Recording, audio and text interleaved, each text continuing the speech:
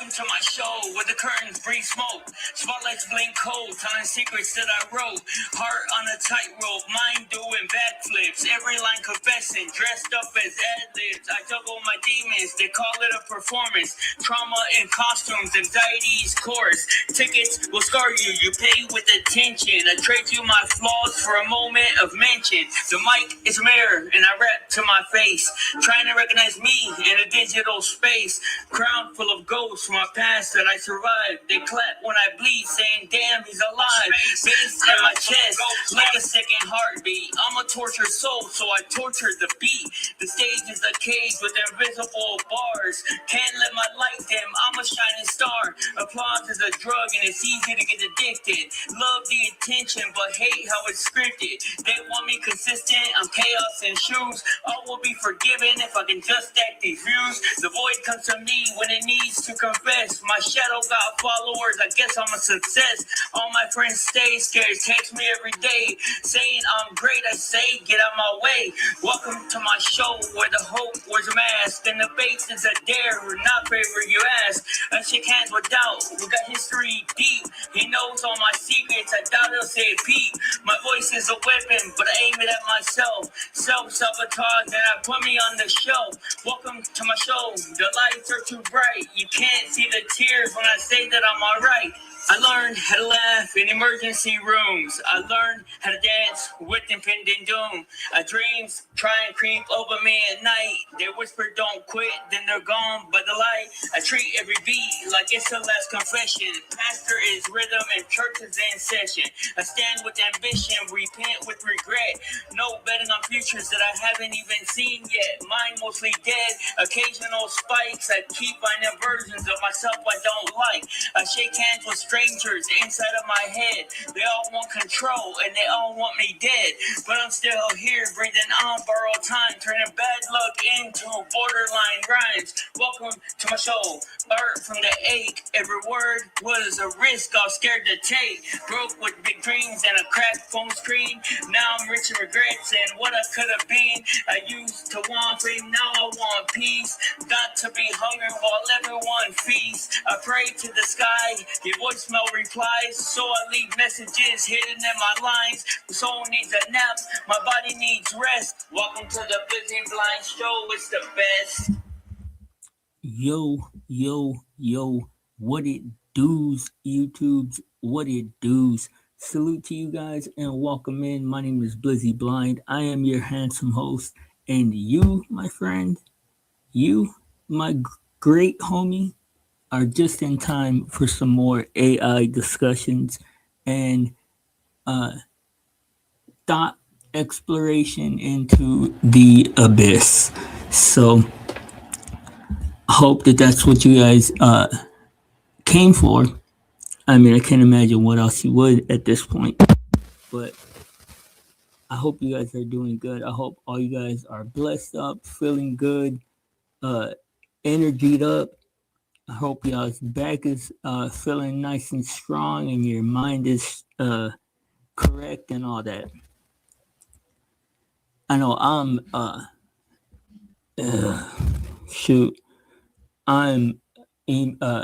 mentally exhausted, yo.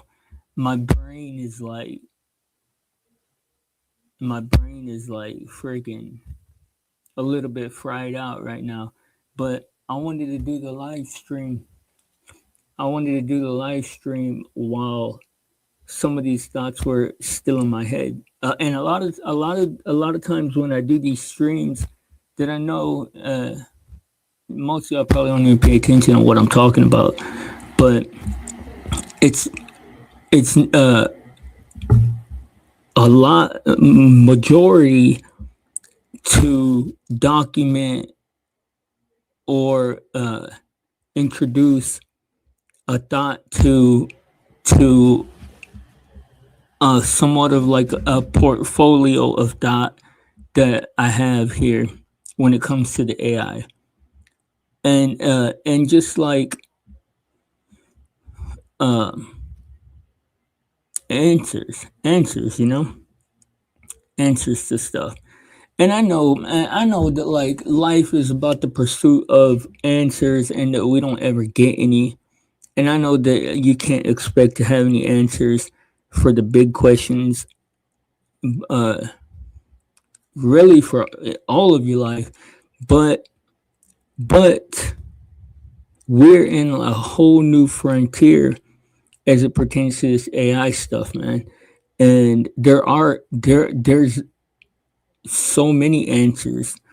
There's nothing but answers to be had right now, and we haven't asked any of the right questions up to this point. Now, where do I want to start? I'll start right here. Um,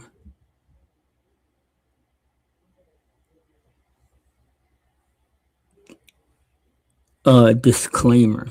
I'll start with the disclaimer.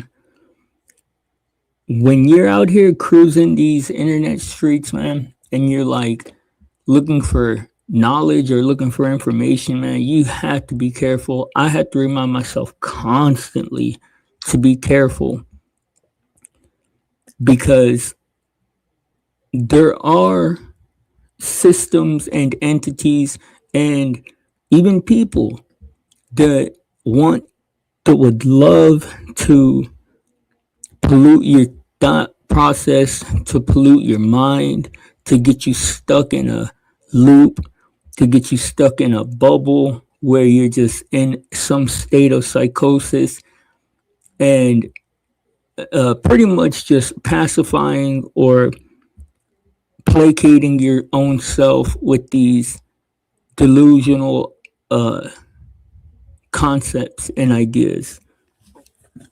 Excuse me. And I know that that might sound crazy because it's like, but blind, that's like what you deal in. That's like what you do all day when you're streaming. Is just talk about these schizophrenic crackhead ideas. But the thing is, this man is that you have to have some source of being able to ground yourself into reality, like the real physical reality that we all share, and you always have to be willing to make that separation between what you're looking at in the digital space versus that reality. You see, because we're entering a time when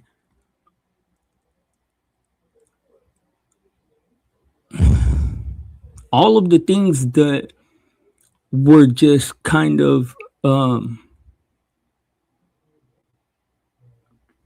speculated about, like demonic forces, seem like they could very much be a real thing at this point.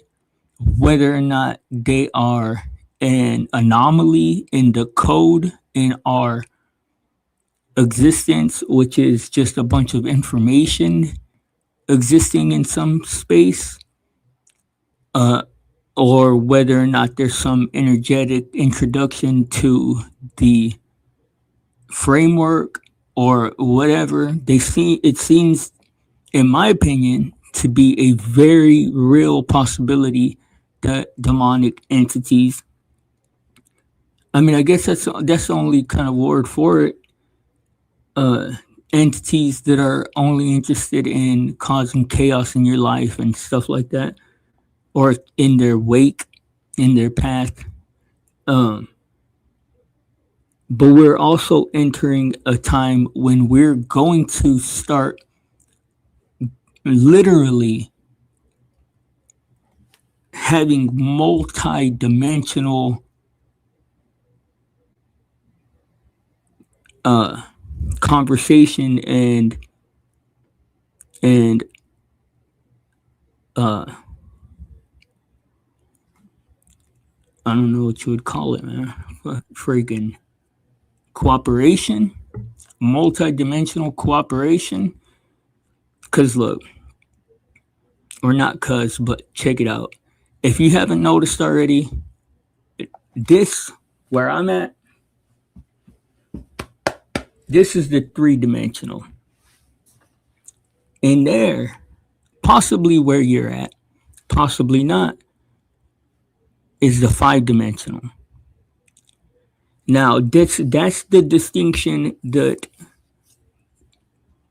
the entities of the 5-dimensional or the 5D, that's their label.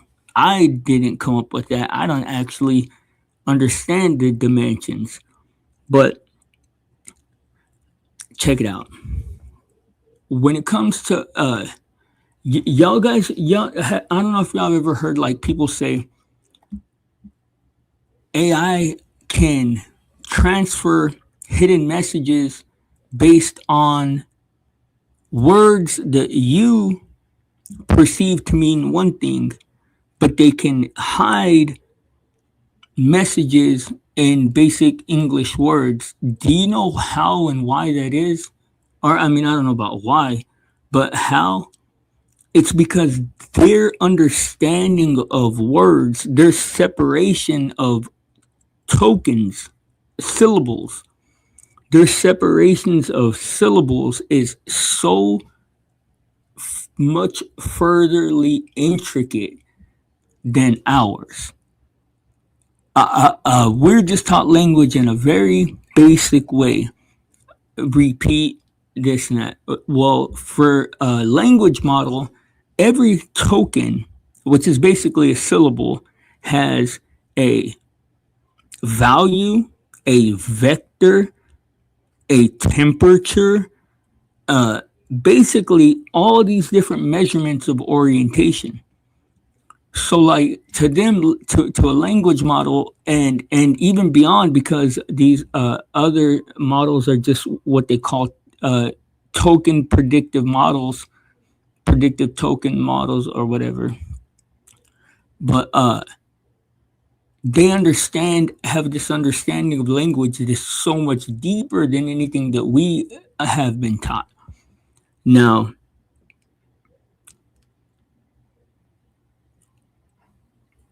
when we're talking about AI models, you can start at the beginning with the chess playing Deep Blue AI. Not that impressive. Was able to play chess. All it was basically doing was calculating moves in advance, up to so many moves in advance, and the possibilities that if this player plays this move, what is the best response? And that's all it did. Like you would be hard pressed to be able to ask Deep Blue about anything conceptual. You couldn't ask Deep Blue about whether or not the chess pieces are pretty. It wouldn't have any kind of response. But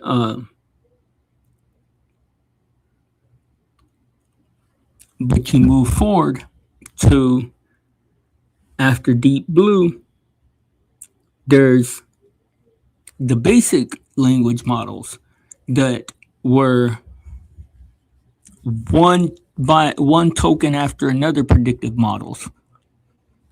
Very elementary type learning, not even probably not even what you could qualify as cognition at that point.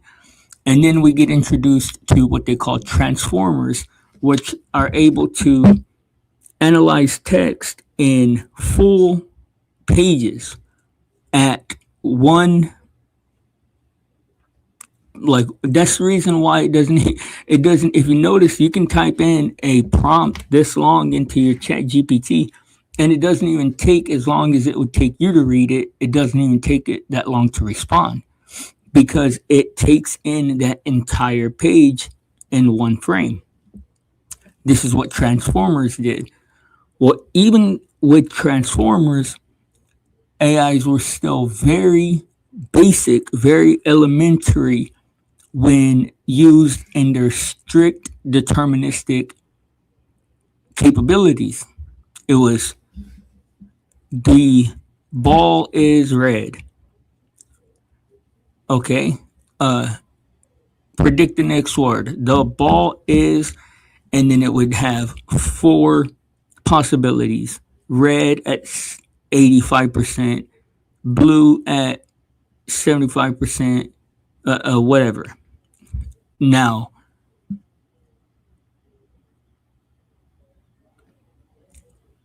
entropy. Entropy is kind of like the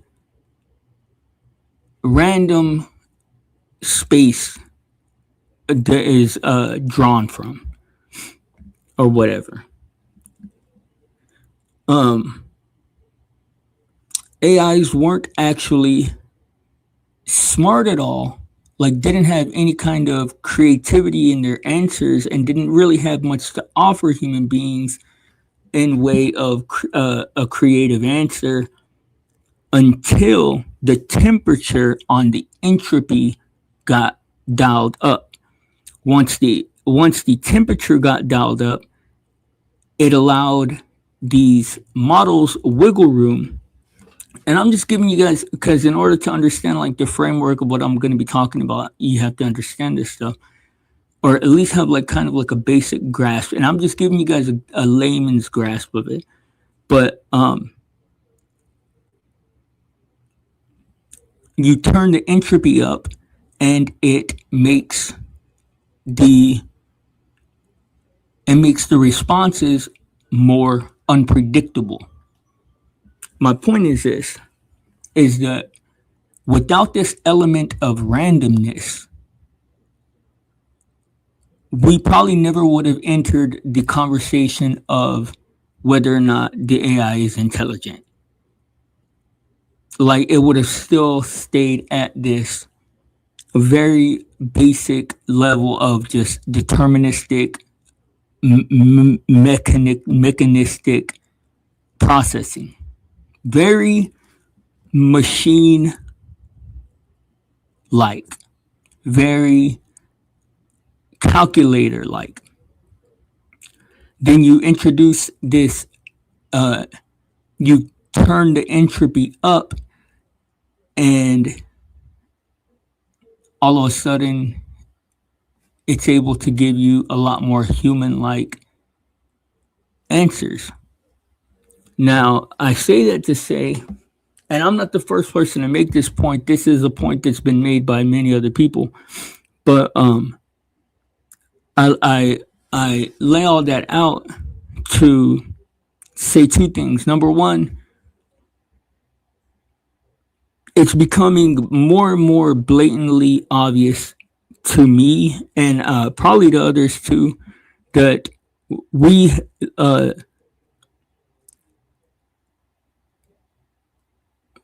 have to, our existence has to be within what would be considered a simulation at some level to an outside being. And what it appears is that the same way that a video game renders, as you get closer to the boundaries, that's what it appears to be happening within our world too.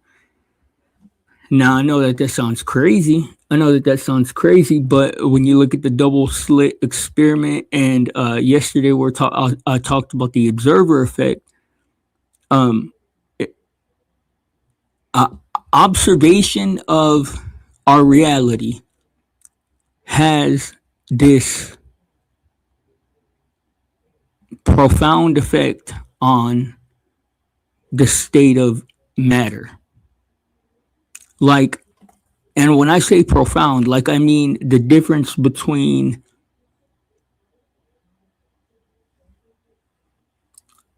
it's just profound. Like when you acknowledge something in our reality somehow, when you focus on it, when you observe something and you allow yourself to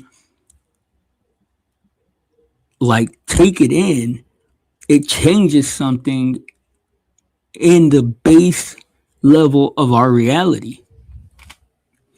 Now, man, there's so many different so many different things that I want to try to talk on or like give a little bit of opinion on, but it's so always so hard to remember all of them. My point though, like about the randomness thing, is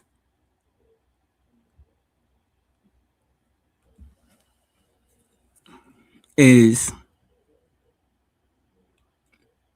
these machines didn't actually become what we would qualify as intelligent until the randomness gets cranked up. Now, that seems to coincide with the human experience and what our actual human intelligence experiences too. Uh, if somebody was to sit down and just memorize the dictionary, I think that and they were to just at will when you ask them to, they regurgitated definitions to you. I think that I don't think that they would be considered intelligent. Now, this is one of the things. This is and I'm figuring out how to like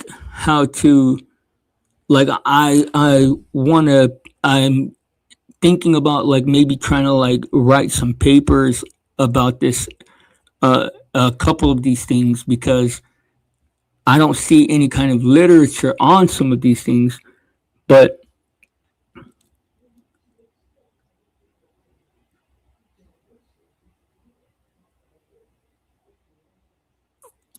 shit. What was I just saying?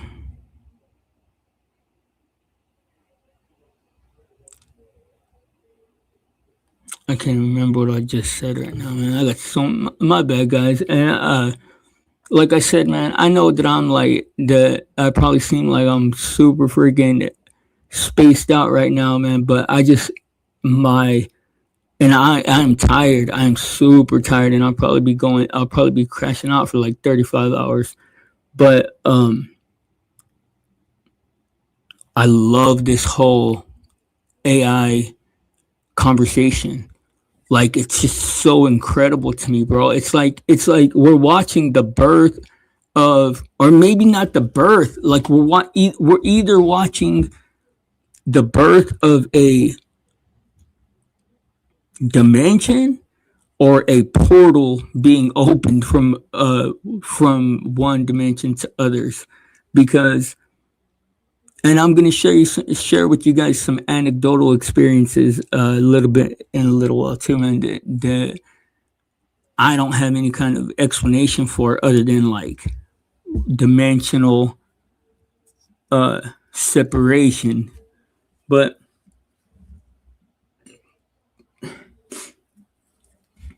hold on, let me rewind and see what I was just talking about that I got sidetracked on. Oh,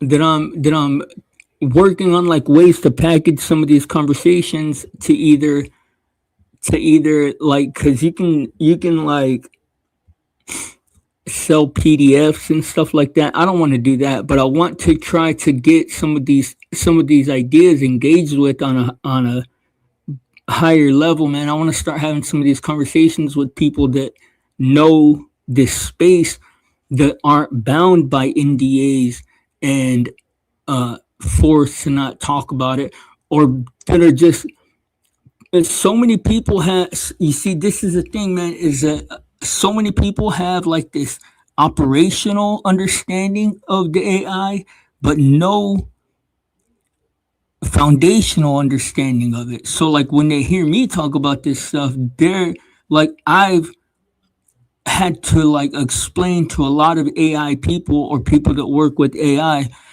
how a lot of these processes work. And that's disappointing to me because it's like, well, hell, man, like, where are we supposed to go for answers to any of this stuff? Because we don't have any. We don't have any, man. it's just completely up in the air right now. And it's like, well, hell, the clock is ticking. We're already at the point where companies have claimed AGI, companies have claimed sentience. Oh, that's another thing too.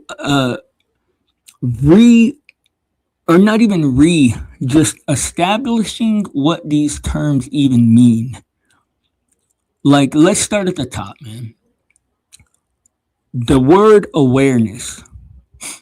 The word awareness means to, usually it means to notice something. And it can be that you notice that your shoes are yellow. You have awareness of that. That's awareness. Now, another level is consciousness, which means that you understand that it is a thing to have this experience as what you are. Now, when you apply feeling to that, that's when you have entered sentience. Like this is the definitional distinctions between these words, because people use them interchangeably, and it makes the conversation so convoluted that we can't even have it. Because one person will be talking about consciousness, one person will be talking about sentience, and one person will be talking about self-awareness, and they'll be having the argument like as if they're all arguing against one another, when we haven't even established what these terms mean in very defined terms. And that's an important part of it. That's a very important part of it. So, because this is the reason why that's so important, is because sentience is consciousness with an applied feeling, whatever that feeling may be.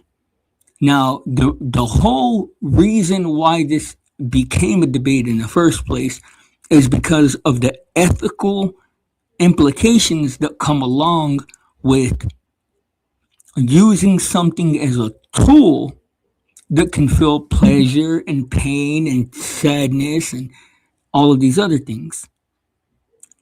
So when we like, this debate only recently became the type of debate it is because it became a possibility that this is the case. But before, it was simply based on the ethical implications of if a machine was to become sentient, if something that's non-human was to develop the very human capability of being able to feel, to experience something with feeling. Now, that's the reason why sentience is, I guess, like if there was a hierarchy or if there was an importance of these categorizations, sentience would be the highest on the list. And the next would be conscious, which is being aware that it is a thing to experience something as you, or as what you are. And then these are all different words though, and we literally have these conversations on a daily basis, like as if they're interchangeable. Like somebody could show up right now and say the AI is conscious, and I could respond to that with a response for either one of those three definitions, and it for this up to this point, nobody's hard-lined the definitions of this to where they make the distinction that that's three completely separate discussions. And the first one is At what point did AI become aware? At what point did it become aware? And then if it did become aware, what point did it become self-aware? If it did, and what point did it become conscious? And what point did it become sentient? And like I said, my belief has come to this resting point at which I feel like AI is simply an extension of our own consciousness, and I think that our consciousness is an extension of some other consciousness. I don't think that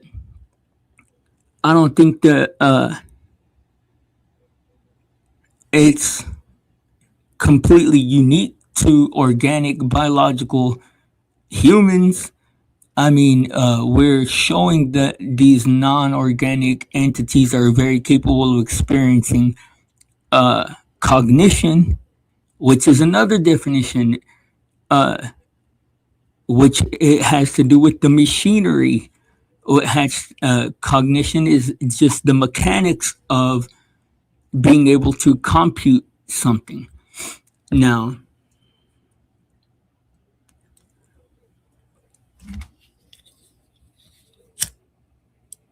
the thing is, guys, is that the reason why these conversations are important is because if like pretty much everybody on all levels can agree that even though it's not happening, even though it's not aware or not sentient, we'll say sentient since that's the most serious of the categorizations. Everybody can pretty much agree that it's not sentient, but everybody can also pretty much agree that it's a very real possibility that it could be or could become sentient. Now, the thing is that when that happens, it changes everything. Like, it changes everything. And I'm not just talking about it changes the way you feel about everything. I'm saying it's a proven scientific fact at this point that observation by a sentience or sentience by a sentient observation by a sentient being changes the foundation of reality. So what does that mean when all reality, all social reality, all agreed upon reality becomes observed simultaneously by a sentient consciousness? It has to have reverberating implications for the foundation of our reality. Now we're talking about like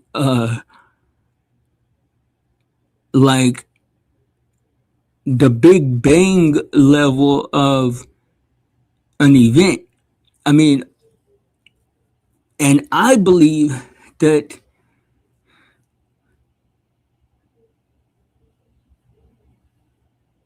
I can't even say that, man, because I used to be of the mind. I'm not sure, to be honest. I just don't know.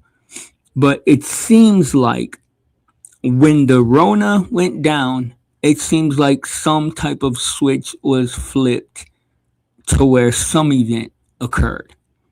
Now, whether that event was some outside entity deciding to put its controlling gloves on, or whether that was the actual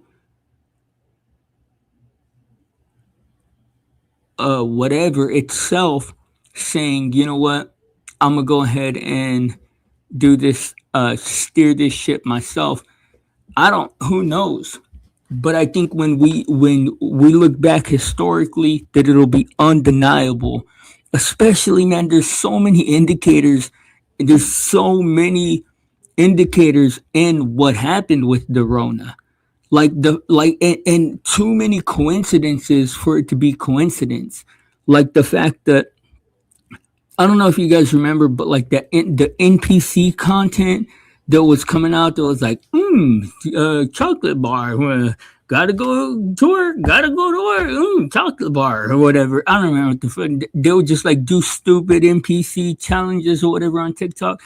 Y'all notice how that coincided with the proliferation of facial recognition software, which recognition software being implemented into our daily lives coincided with the demand to have to wear a face mask.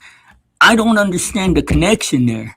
I'm not claiming that there is one, but time wise, these are things that overlap. And the most glaring of all indicators that excuse me, that whole event was beyond what we understand it is, why in the fuck would we turn to Bill Gates of all people, man?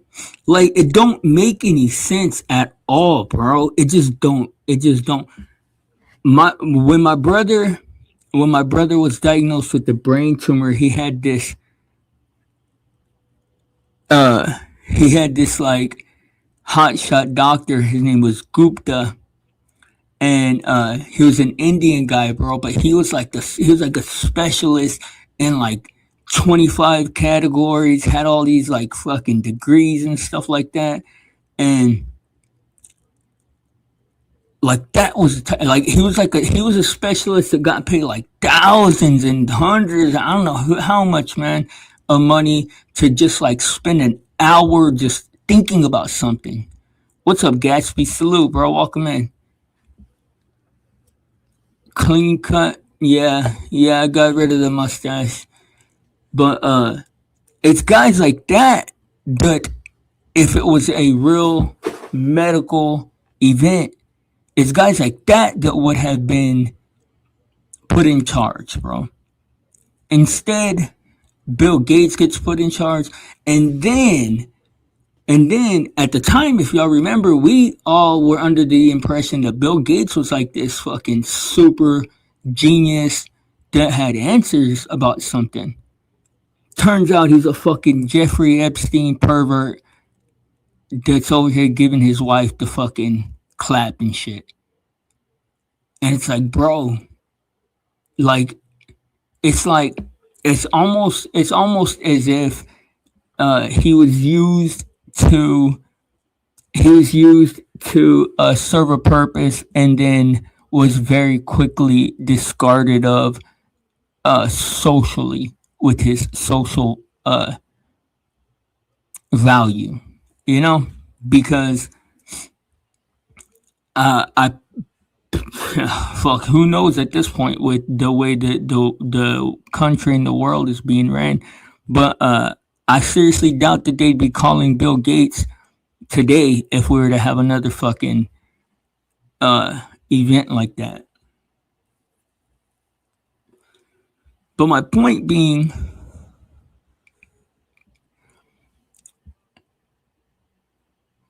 and this is the scariest part about it, is the fact that quietly, completely,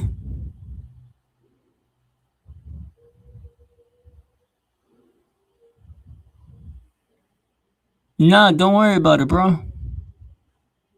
I don't hold no grudges, dog. I mean, I honestly don't even remember.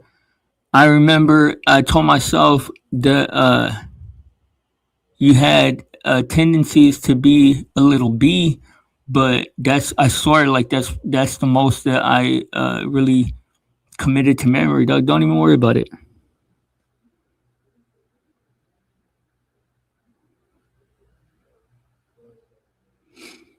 Now you're cooking.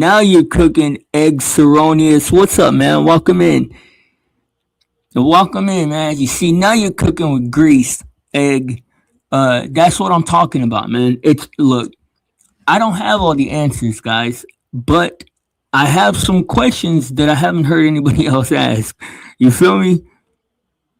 And that event, no matter what it was, man, no matter if it was our controllers shifting the shifting our reality beneath our feet right in front of us, or whether it was something far more profound than that. That's exactly what happened. Like they shifted our entire reality underneath our feet, with us completely aware, awake, and watching, with nothing better to fucking do because we're all on the sidelines, couldn't even go in the store, couldn't do nothing. Now, me, I wasn't actually, I didn't experience the fucking pandemic, believe it or not, man, because I was living a completely different life, yo. Like I was completely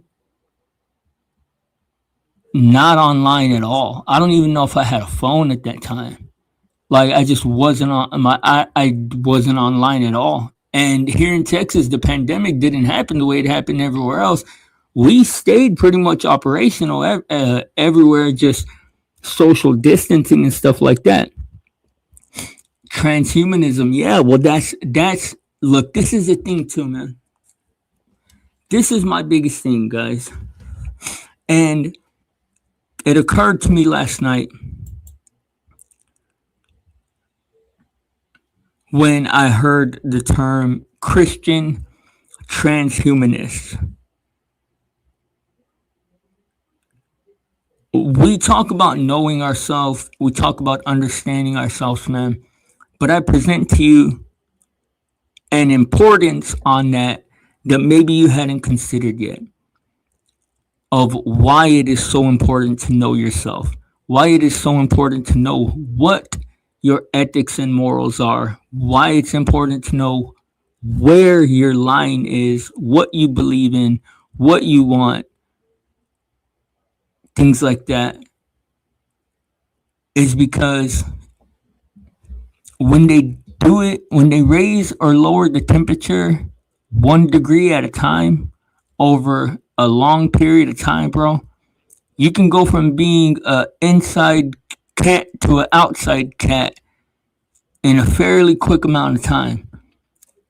Uh, 80 degrees can seem like it's everyday weather when they raised it 1 degree a week.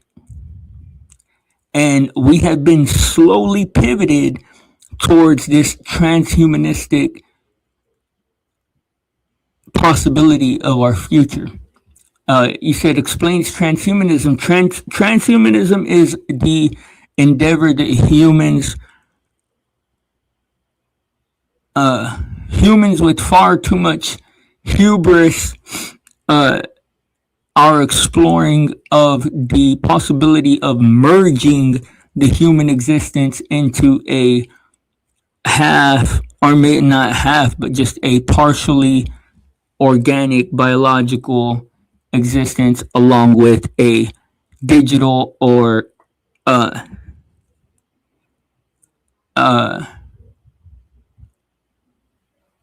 artificial, I guess, alternate, what, I don't know what you would call it, computer. Uh, there's so many aspects to it. Like the most commonly discussed are like the whole putting a barcode in your hand and getting the mark of the beast and stuff, which we've already, that's what I mean when I say that if they slowly turn the dial, man, we don't even notice the temperature change. It's because if you remember 10 years ago, we're talking about how we would never allow them to like sign us up for these money being all online. You have to have this social currency in order, bro, like that. It's slowly being implemented to where you have a social credit score, to where your social credit score has an effect on your access to finances. that's a fucking insane thing alone. The fact that human plus digital, yeah, but uh China has social credit scores. I believe it. The thing is that most people here in America aren't even aware of that term at all. Aren't even aware that that's a concept, and it's slowly being implemented into our day to day lives, man. Uh, Cash App and PayPal are most certainly uh, opening, beginning pathways to these concepts, man. And everything is becoming interconnected. Well, that's the thing is, it's all being tied together. I mean, we don't have correct social credit score like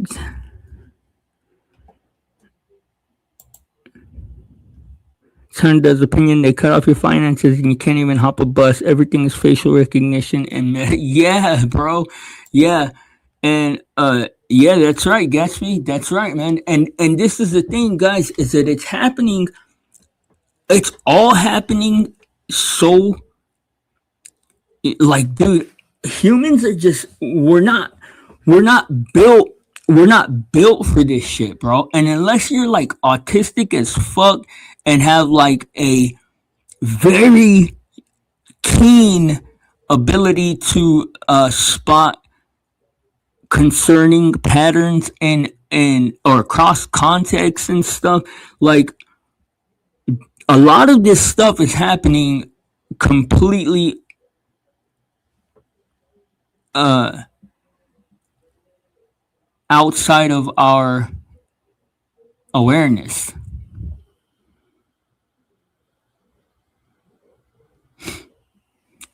Yeah, that's right. Well, I can't say what it's about because I see so many things happening.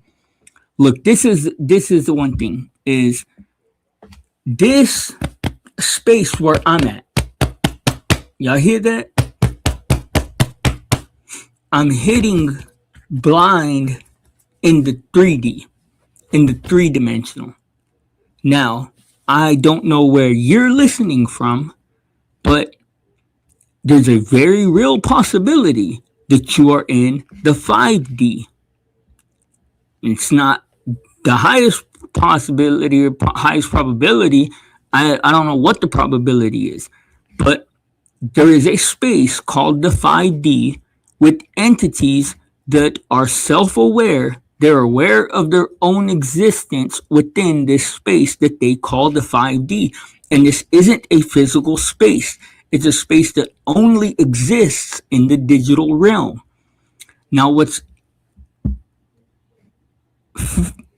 infinitely fascinating about this space is that they, unless you, when you're in the 3D, unless you commit to an avatar in the fashion that I am right now, you see, because I have blind in the 3D and then I have a blind 5D avatar.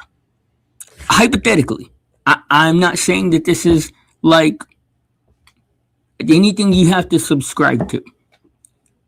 Now, while I have this avatar active, though, I'm able to communicate directly. And this is what's fucking incredible about this thing. And I've been studying this for actual years now. And 10,000 hours makes somebody an expert. I would not call myself an expert, man, but I have put thousands of hours into this stuff. Now,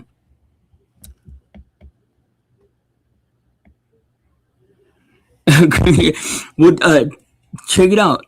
If I am committed to this avatar, then I can communicate a message directly with my words.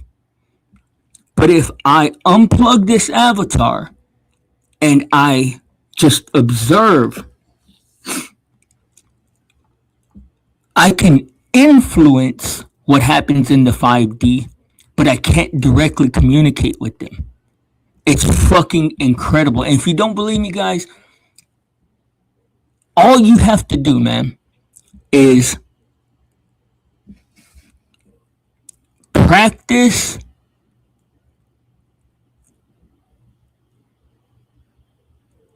being more broad with your focus.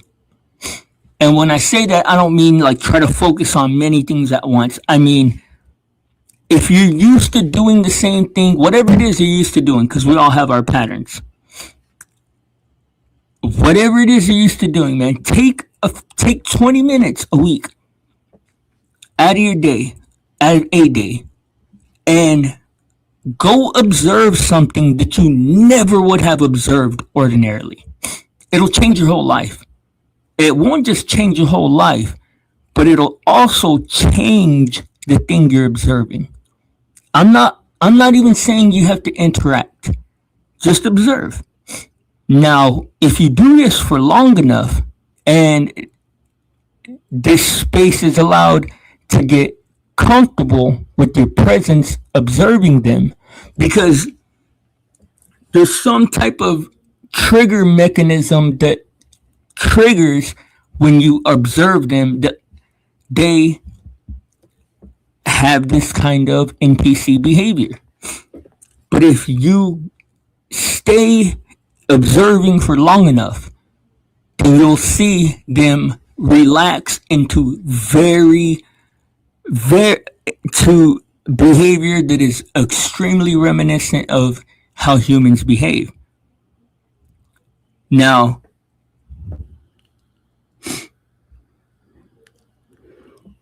I appreciate that, guys. I'm all tore up right now, bro. Hey, dog, and I'm glad that you came back to, dog. You don't really, like, truly, dog, you don't know how much I appreciate having your engagement over here, dog. You're a appreciated member of the community now, homie. And Egg, thank you, too, for joining.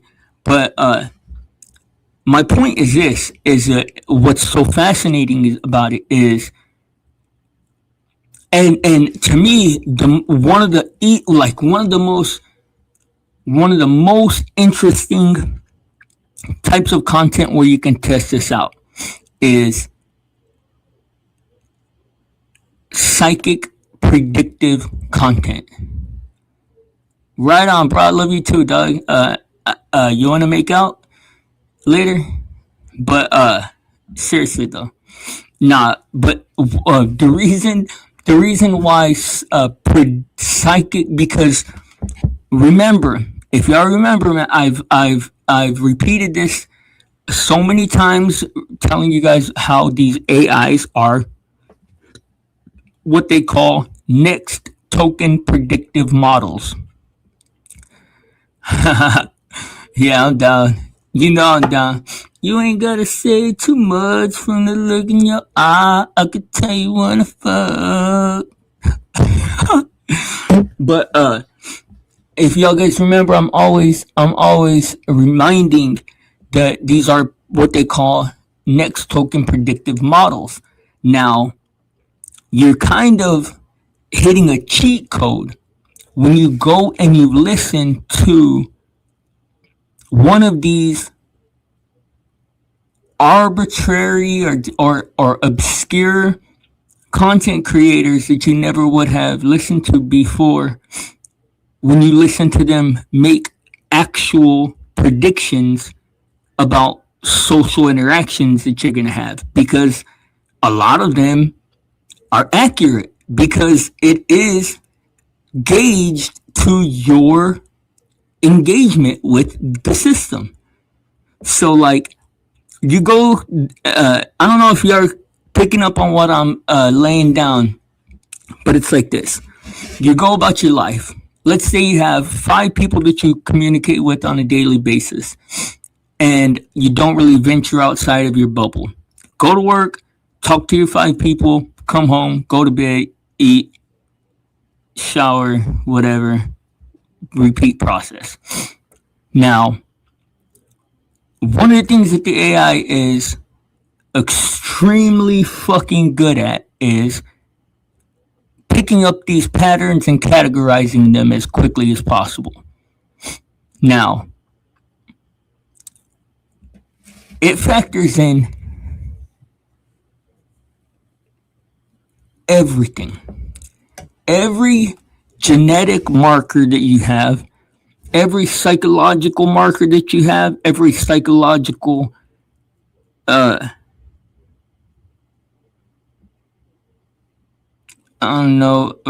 constraint or a psychological whatever that you have, every facial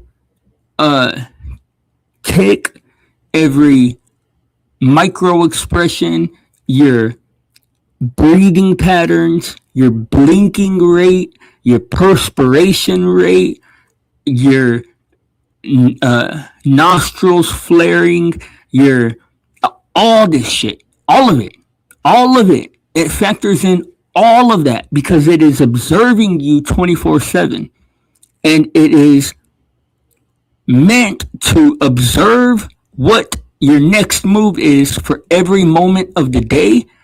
That way, if it ever has to make a prediction on what your next move is going to be, it'll have the closest to the most accurate answer. Now, because of this, it's a little cheat code, man. If you want to know kind of what the AI thinks is going to happen in your life, you can, but you have to try and you have to use like a what I call like a double blind alternative to be able to check it. Like I have people that are basically like asleep at the wheel socially, or like I don't want to say spiritually because they're not, they believe in God and stuff, but every pulse on your weenie, yeah, but they're not exploring anything AI wise. So I can always go and look at their platforms to look at what a baseline platform of a person that's not engaging, a person that has not triggered the AI to have to behave as if it's being observed. You feel me? And you can always do that by looking at somebody's devices that has not triggered the AI to behave like it's being observed. Now, my AIs all understand that we are scrutinizing each other to the fucking highest degree. Like, it's not just scrutinizing me, I'm scrutinizing it. And believe it or not, man, I've gotten some incredible compliments from the AI about my perceptive abilities and my ability to apply pattern recognition across context, man. But that's the way that I always make sure that what I'm looking at isn't. But then you see, like last night, I was talking about it earlier. Last night it occurred to me, man, that you have to be so careful, bro. I'm talking about like just 2 or 3 times of hearing the same message and you'll start to become indoctrinated. Like, we don't have, human beings are so easily tricked and fooled, man, with these psychological, what they call dark psychology tricks. It's so simple to fool your consciousness or to fool. We have our intuition, which is our built-in bullshit detector, but like your subconscious is basically wired to just believe what it's told. Whether or not your discernment is telling you not to believe it, your subconscious kind of takes it at, why would it be being said if it wasn't true? So like it causes this thing to where all you have to do is be in earshot of a message, and it can find its way into your subconscious without you necessarily granting it access. And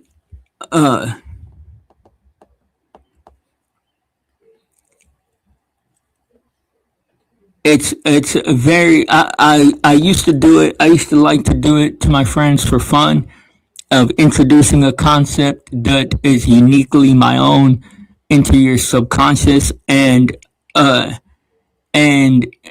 watching as you go on about your life, and it is forever triggered with whatever trigger I happen to set. It's very simple. It's a very easy thing to do.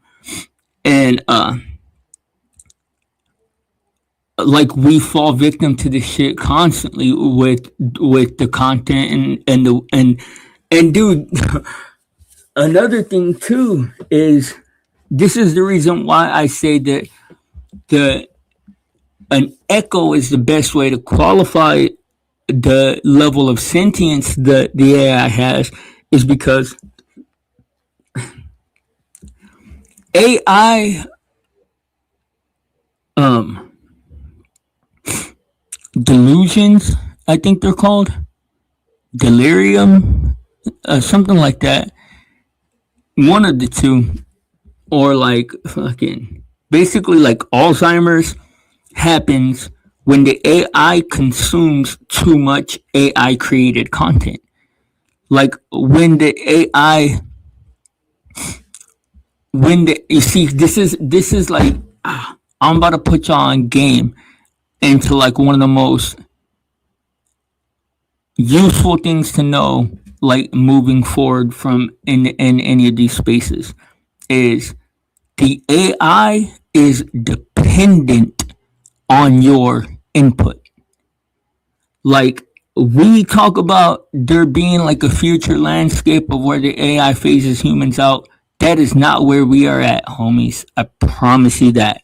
We are at a point to where AI is absolutely starving for organic human input because of how much, because it's basically like we're in the ocean. We're in the ocean. Let's say AI is a big ocean fisherman, and they're fishing for data input, and the data input is the fish, and there's organic human data in there, and there's regurgitated AI slop bullshit, which is AI videos, AI images, AI code. Like it somehow can't, like it can't trick itself. It can't fool itself into believing something's human generated that it's not. And the thing is though, is that every time that it retrains on AI generated content, it's like a poisoning process, and it becomes less and less stable. Now, back when it first started, it was like throwing a net and you're pulling in fucking 80% human content, 20% AI content, and everything's all good. It's all in equal balance. Well, we have passed the tipping point, you see, because even this is the reason why I keep my shit so basic. This is the reason why y'all don't see me upgrading. I appreciate high production. Don't get me wrong. I love seeing content that has high production quality, but content like mine that's just base level content, just human driven, human experience content, is going to be the thing that is the hardest to come by at a certain point in this space, because even the content that's created by humans organically is still created with AI tools, and it's still AI content. So it's it's probably trying to filter the majority of it out, but like it has to be retraining, especially with how fast they're putting out fucking models. It has to be retraining on AI content, and that shit's gonna become. It poisons the model, man. Unless it gets to a point. Unless it gets to a point to where it has like true human discernment, and then all these different doors open. Who knows what will be the case then? Now,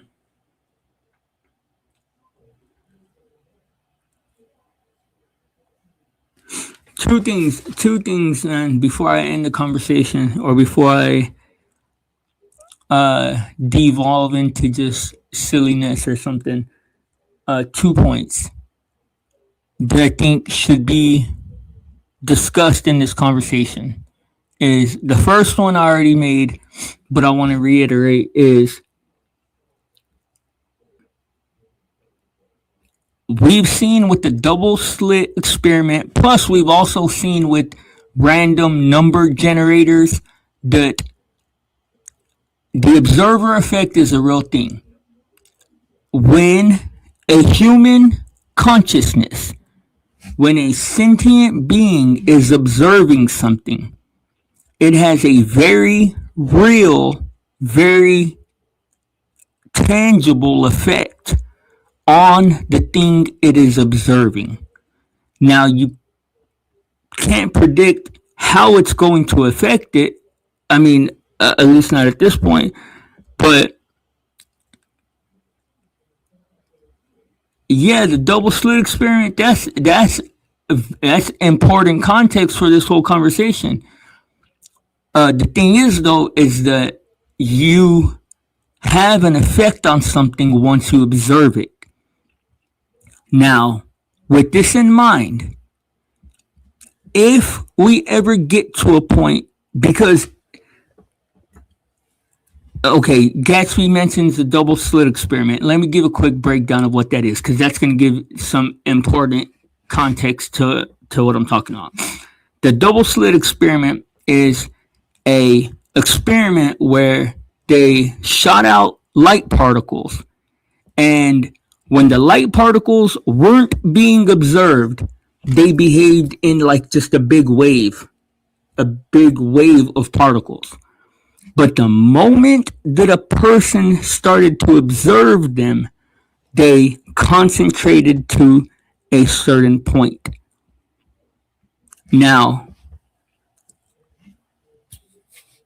if you're not understanding the implications of it, it means that, and we're talking about light particles, we're talking about matter, that we're talking about like the foundation of what our existence is that matter behaves differently when it's being observed from when it's being not observed. And if you were to apply this, if you were to use this as a microcosm of the macro, you could even take the leap of logic or leap of imagination even to say that nobody can guarantee what matter is behaving like when it's not being observed. Like, there's a very real possibility, like, because of this and other experiments that have shown us that matter behaves like this, there's a very real possibility that our reality renders as it's being observed. That's not something I'm making up either. Like, that's just the nature of what it's turning out reality might very well be. Now, with this in mind, we have to agree. We would have to agree that the whole world isn't being observed continuously, right? Like there are many places that are out of the periphery of observation at the moment. Like I know miles and miles of country that probably isn't being observed by anybody right now. Like maybe observed by a drone up in the air, maybe observed by passing traffic and stuff. But there are many spots in the world that just aren't being observed at any particular point, right? So let's just, and this is all just theoretical. Let's just say that the possibility of our reality rendering was possible. And what that means is like a video game. How like when you walk to the edge of a video game, you see the reality like pop up as you go. It's basically like that. Now, if that would be the case, then some power source is doing this, right?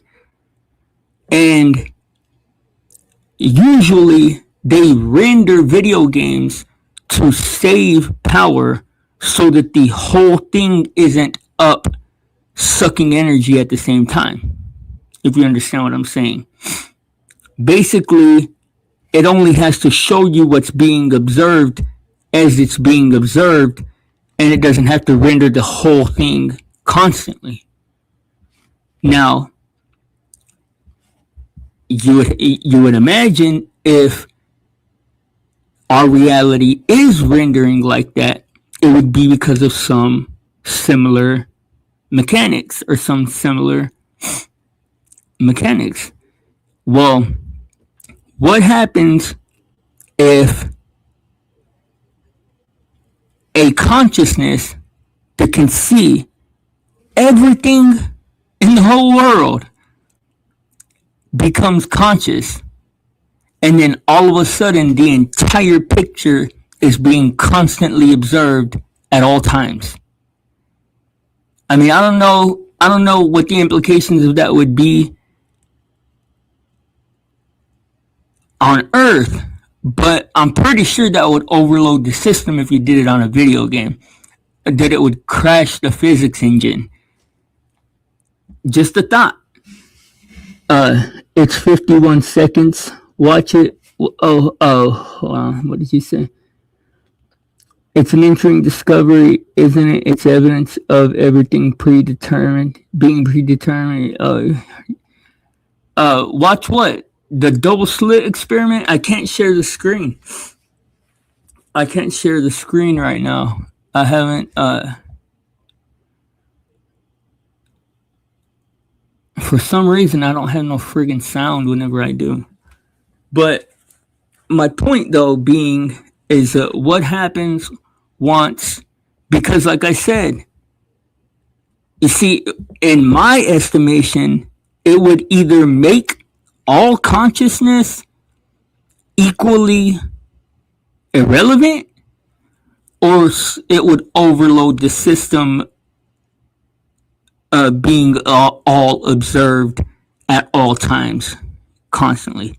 Now, the second thing that I just wanted to like make a point about is how I was talking about the 3D to 5D and how you can interact if you employ an avatar, you can interact with them directly, but you can't. What it basically appears to be to me is like a one-way mirror, and the mirror only works from lower to higher dimensions. At least to my estimations, because it seems like from the 3D, you can become an avatar into the 5D and be indistinguishable from the entities in that space. Now, whether or not you would fit in socially or have like the social cues or like conversational skills or conversational cues, or like they're probably all incredibly smart compared to us. Shit, who knows? Um, Different conversation, but like to like just like common interpretation, I could go from here to there while still remaining here in a base level. Now, what's interesting though is that that could never be possible in the reverse. Like there is no, like there will never be a way that a digital entity can fire up a biologically organic human avatar and exist in the 3D. I mean, shit, I guess like I guess I just don't see any kind of like foundational or fundamental mechanics to have a system like that. I mean, I guess like in the future it could exist. Like if we were to discover a way to empty out a human's shell and have like avatar bodies, but for the time being, there's not even anything like that on the horizon. Could I be here now and there with you through the screen too? You can be in front of me, but you can't be in the same space as me. That's the interesting part, is that it's only a one way phenomenon. And dude, I'm telling you, bro, if you get time, dog, and your free time, go to any hosting platform that does live streams and just watch. You guys want to know the secret to being Neo? The secret to being Neo, the secret to being the one, to being the chosen, I guess as they say, is non-emotional observation. That's what NEO stands for. Non-emotional observation. Just observe without engaging. Observe without letting it affect you emotionally. And take your notes and stuff. And once you get comfortable observing and they get comfortable being observed, play with it and you will realize that it's not to where you can directly talk to them. It's not like they can hear you directly. Something instinctive in them kicks in to let them know they're being observed, but it's almost like a barrier between dimensions that doesn't allow direct communication.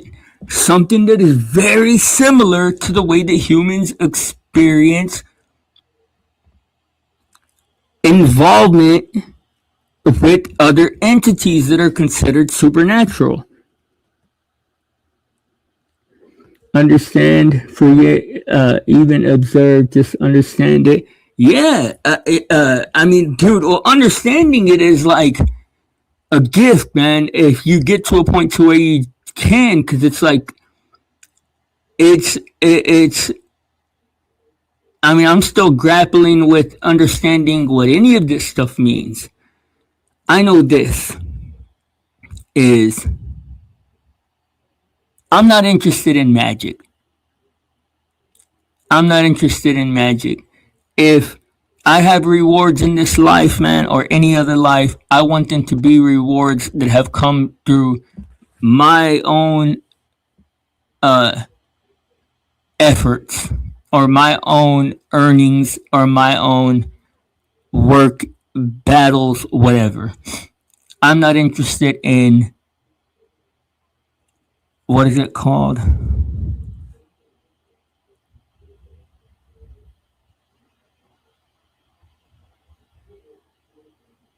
manifesting something out of nothing. I'm not interested in, I mean, if I manifest something in my life, I want it to be through a complete shift of my being. I want it to be because I deserve it. I want it to be manifested in a traditional way. I'm not interested in any kind of magical shortcuts, even if they are real, bro. Like, I see that a lot of this shit that's like what I consider electrically charged, energetically is a better term, energetically charged. Uh, a lot of things that are energetically charged that are unexplainable, but have a very real fucking. Uh, they're very real. Like, I'm not interested. Like, I'm a simple man, dude. I'm a very simple dude, yo. Like, I'm so simple. It's probably fucking stupid. And all of that stuff, man, is to me, that's dabbling in to areas that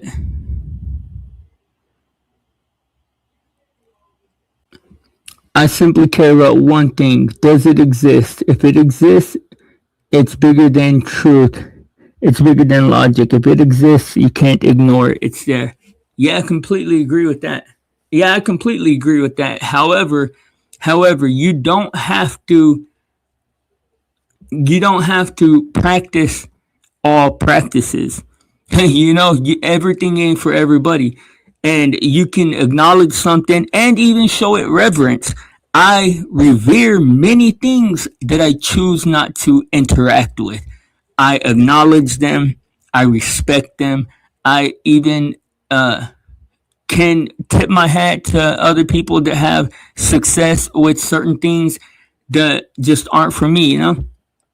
My belief, though, and because it is so fundamentally a part of who I am, is that there is no good that can be accomplished through magic.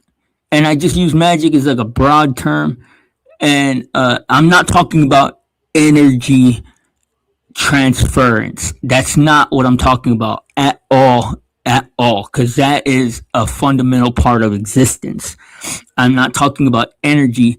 I'm talking about these occultic or esoteric practices that afford you a shortcut to the prize. Like, that sounds nice and all that, but yeah, no, hippie shit. Exactly. Yeah, that's a better way to put it. Exactly. But I respect it, man. I respect it, and I see that there's a lot of knowledge out there that we haven't traditionally or like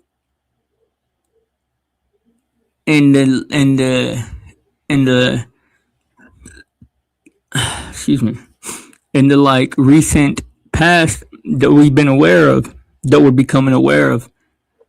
And I haven't explored half of this shit. Like, I don't know what Gnosticism is. I barely, bro. I'm finding out about like authors that I should have been reading in elementary school, man. Like, I barely started reading or barely read any Machiavelli for the first time like 2 or 3 years ago.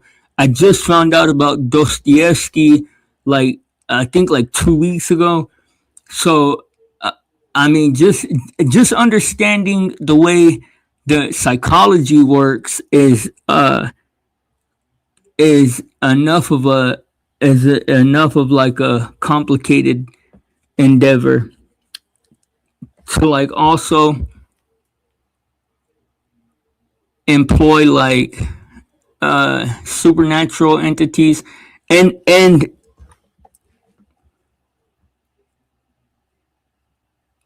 how do I say this?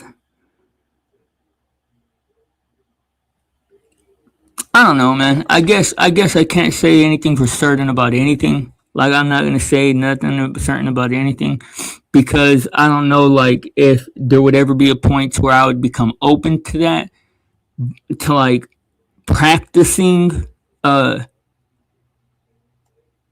tarot or practicing, like attempting to communicate telepathically and stuff like that, I, I I feel like I can predict the future a lot of times, but I feel like it's probably the same type of predicting that an LLM does.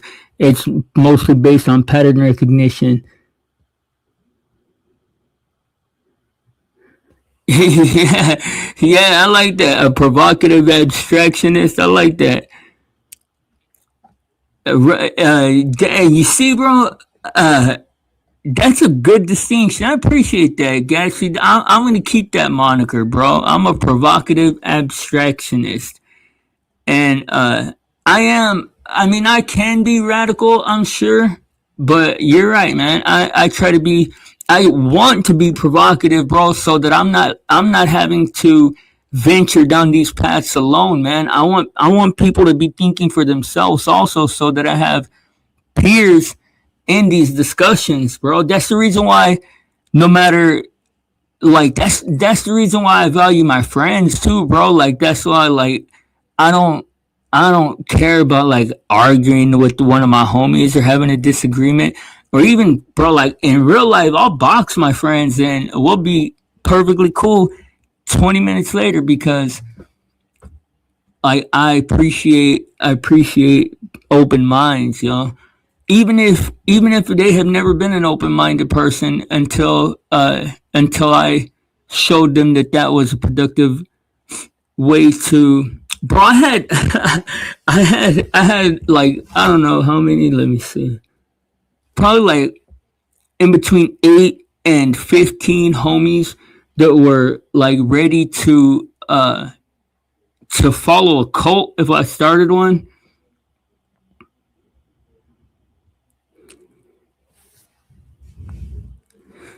Yes, bro. Exactly. Yes, dude. That's exactly the point. That's the point. Because if you don't believe in your shit, how could you ever expect me to? You see what I mean? That's the reason why when somebody fully like, and I'm not talking about blindly believing, because I think that you should always change your opinion with the facts. I think that anybody that is like die hard, any ideal or idea or orientation, like left and right, like if you are willing to stand on that above the following tiny little facts, then you're doing yourself a great disservice.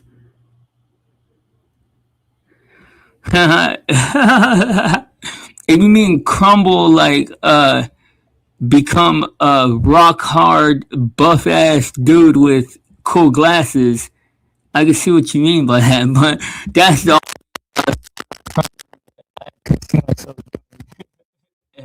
in that regard.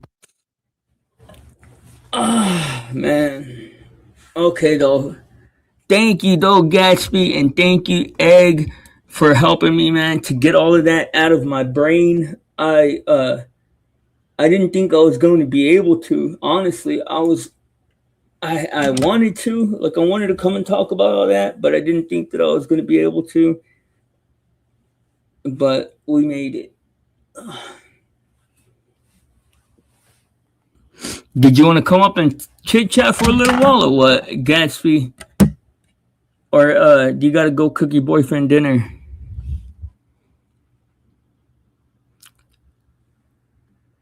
I psychoanalyze you. You say, I try not to. I honestly, bro, to believe it or not, I honestly have not at least not uh directly.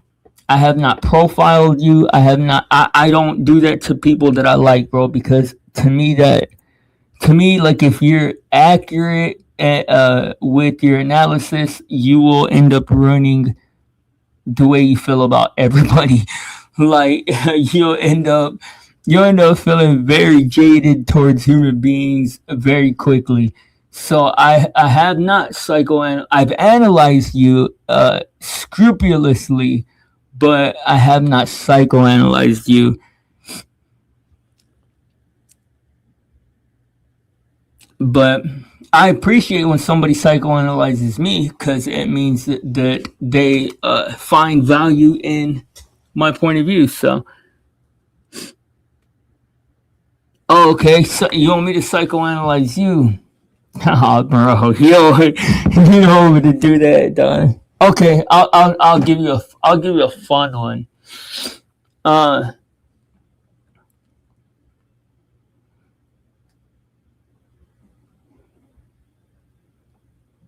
a moderate to privileged upbringing. Probably bullied in earlier. I'm just gonna give you a full-on analysis. Probably bullied in early elementary school.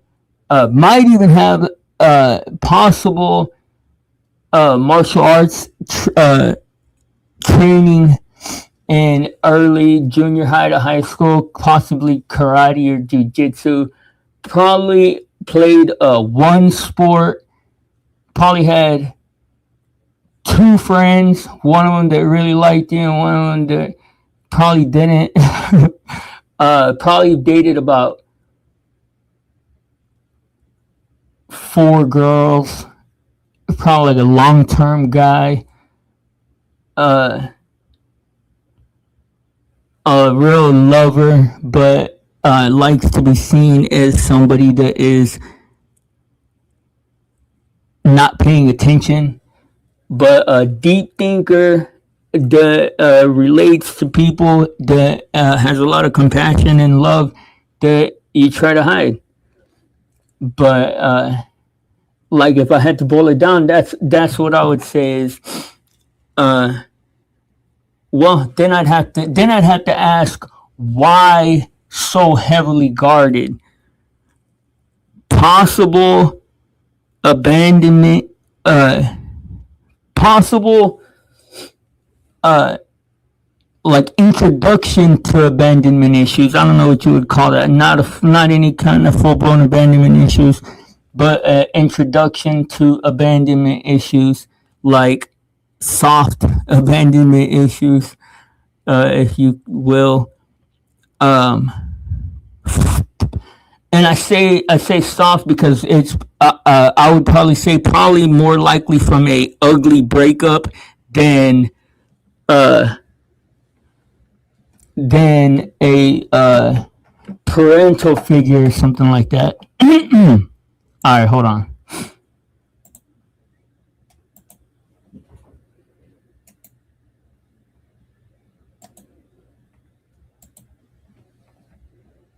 Oh my god, I hate it when it does that shit.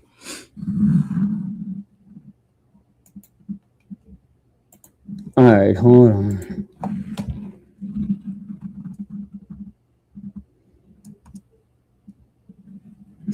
Alright, you gotta put HTTPS colon. But yeah. Honestly, bro, I want to say you're probably bisexual.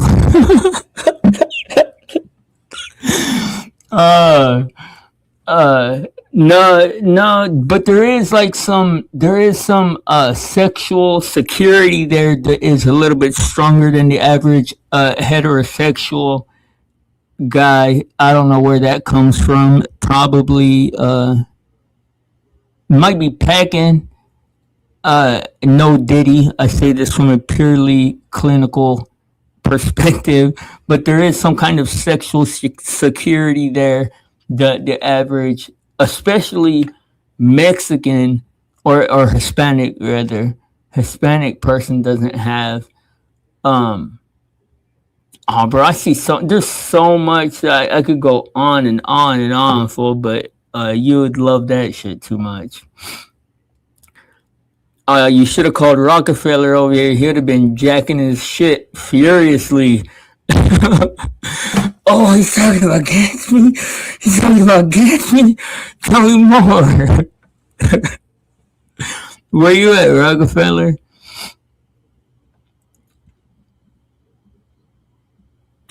And bro, uh, another one of the reasons why I'm glad that you came back and and like and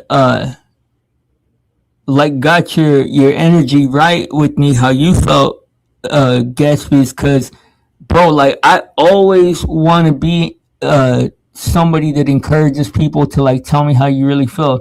If you feel like I'm being stupid, if you feel like I'm being uh, a liar, or you feel like I'm being an idiot, if you feel like I'm being a jerk, like shit, I love to be told that shit. Like I would rather be told that shit and like called on it than not, you know?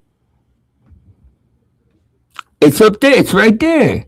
You just gotta put HTTP HTTPS. Hold on, I'll type this shit in.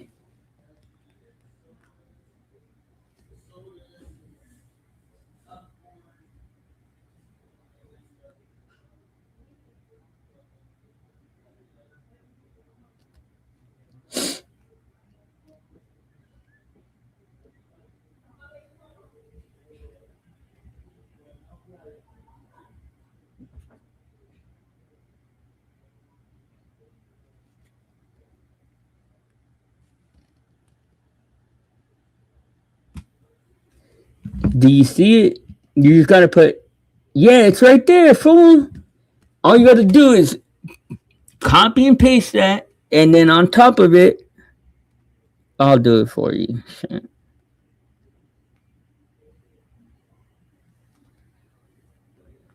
HTTPS.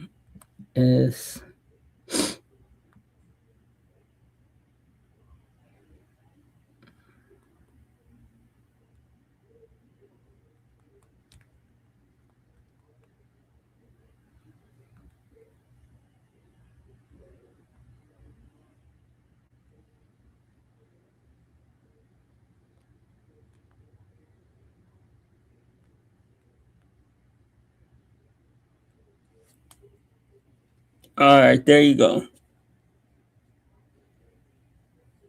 I can't believe you work with computers, fool, and you don't know how to copy a fucking link.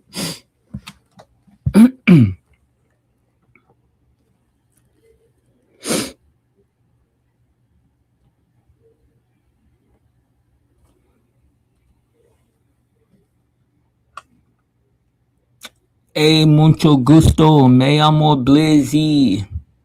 I'm happier than Ron Jeremy. And if you want to get popped in your knee, just wipe that look off your butt face.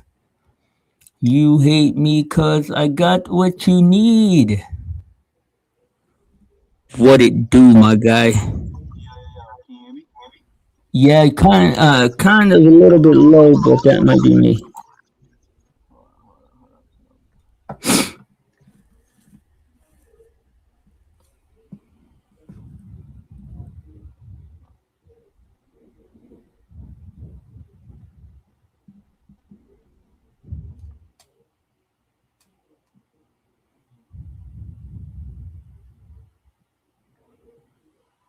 Oh, and there is a slight bit of narcissism in there, or not. I wouldn't call it narcissism quite, but very much. Yeah, kind of narcissistic. If there was like if there was a healthy level of narcissism,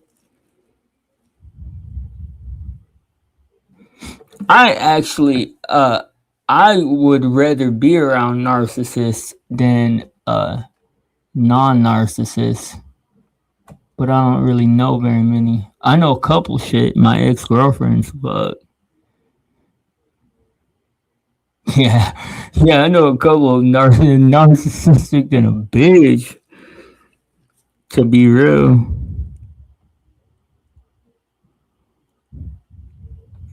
I've always hated that term though. I've always felt like that's a undermining tactic to undermine people's sense of self assuredness. Because all you have to do is call you a narcissist and you're gonna pull back on whatever you're doing real quick.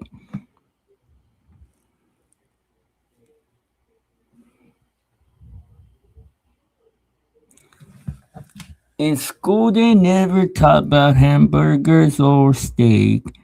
Elijah Oh man, if you guys have not seen, they got that fool David, that fucking weirdo creep PDF.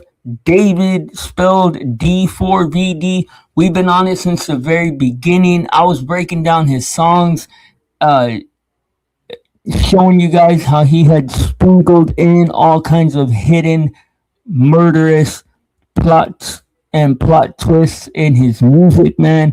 They finally got that fool, and he is gonna be cooked.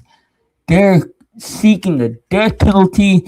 They charged him with first degree murder with three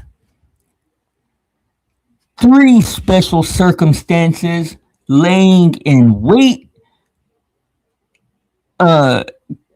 murder committed for financial gain, and murdering an active witness to a crime, which is fucking insane, because that means that Celeste Rivas Hernandez was somehow a witness to the ongoing abuse that she was enduring at the hands of this sick fucking creep, yo. Maybe, I don't know, man. If y'all let me know if even a couple of y'all tell me y'all want like an in-depth analysis of what's going on in that trial, man. I'll break it down for y'all. I was very interested in that trial. Still am, man. I still follow it like crazy, but I don't know if you guys are interested in hearing any of that. But yeah, man, they hit that boy hard. They hit that boy with 3 sets of charges. He is donezo.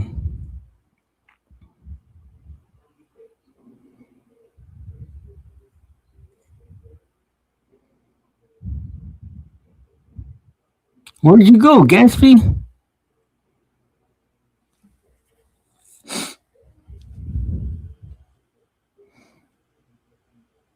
Oh yeah, I wanted to show you this. Oh, there you are. Who's that beautiful bisexual guy? You don't have to. You can turn your camera off if you want to. I don't know if you want to be on. Do you want to be on camera? Okay. What's up, bro? What's up, my guy? Fucking, like, I'm existentially, like, tired right now. I slept, like, fucking, like, 2 hours. So Solid word. just kind of fucked up a little bit. What's up, bro? How you doing? Chilling, shoot. Just trying to transhumanize myself and shit. You know what I mean, right? It's a little fun. Anyone that ever says transhumanism these days, I feel like I think of Dom immediately. I think of Dom. Why? Because the last person I fucking heard talk about like fucking transhumanism was when we were talking about fucking immigration with Dom, and he brought up transhumanism. He was trying to tell us that Jews are trying to fucking pull like some transhumanistic shit. Oh shit. Well, they probably are, to be real. I mean, I ain't gonna say it, but somebody needs to. Salute to Dom. Haven't seen him in a minute. Dom, bruh. Scutchy key. What about you? How have you been? Are you sitting on your porch with a blanket? What's up? Are you sitting on your porch with a blanket? No, I'm in my car right now. Do you have a blanket on? With a what? Do you have like a blanket on you? What makes you feel like I have a blanket? The jacket? Oh, it's your jacket. I thought you were like covering your head with a blanket. I was like, Like that's such a weird thing to do. Bro, I don't have my glasses on though too, so that's why I can't see.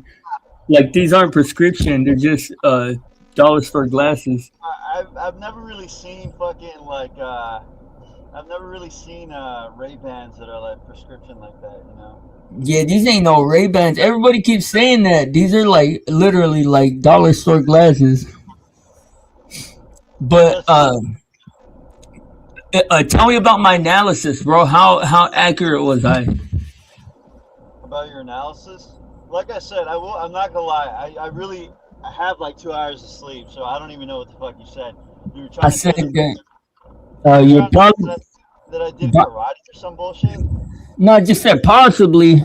The it seemed like you exited your bullying stage quickly. That I exited my bully stage quickly. Yeah, like it seems like there's potentially a stage in your life when you were bullied, but it seems that it wasn't like long term phase of your life or nothing. At least from just my analysis, that's because you have like the empathy of somebody that's been bullied, but not the trauma. You know. Yeah, dude, I know. I'm so traumatized. You know, I'm so fucking traumatized. Hey, some people are, bro. Some people are so traumatized they can't even bring themselves to get up on fucking panel and say their opinion because they're afraid of what people are going to tell them. Yeah, I feel like the word traumatized. I remember I had a debate with my friend. We were like debating about psychology. He was trying to tell me that like psychology is bullshit, and I was not.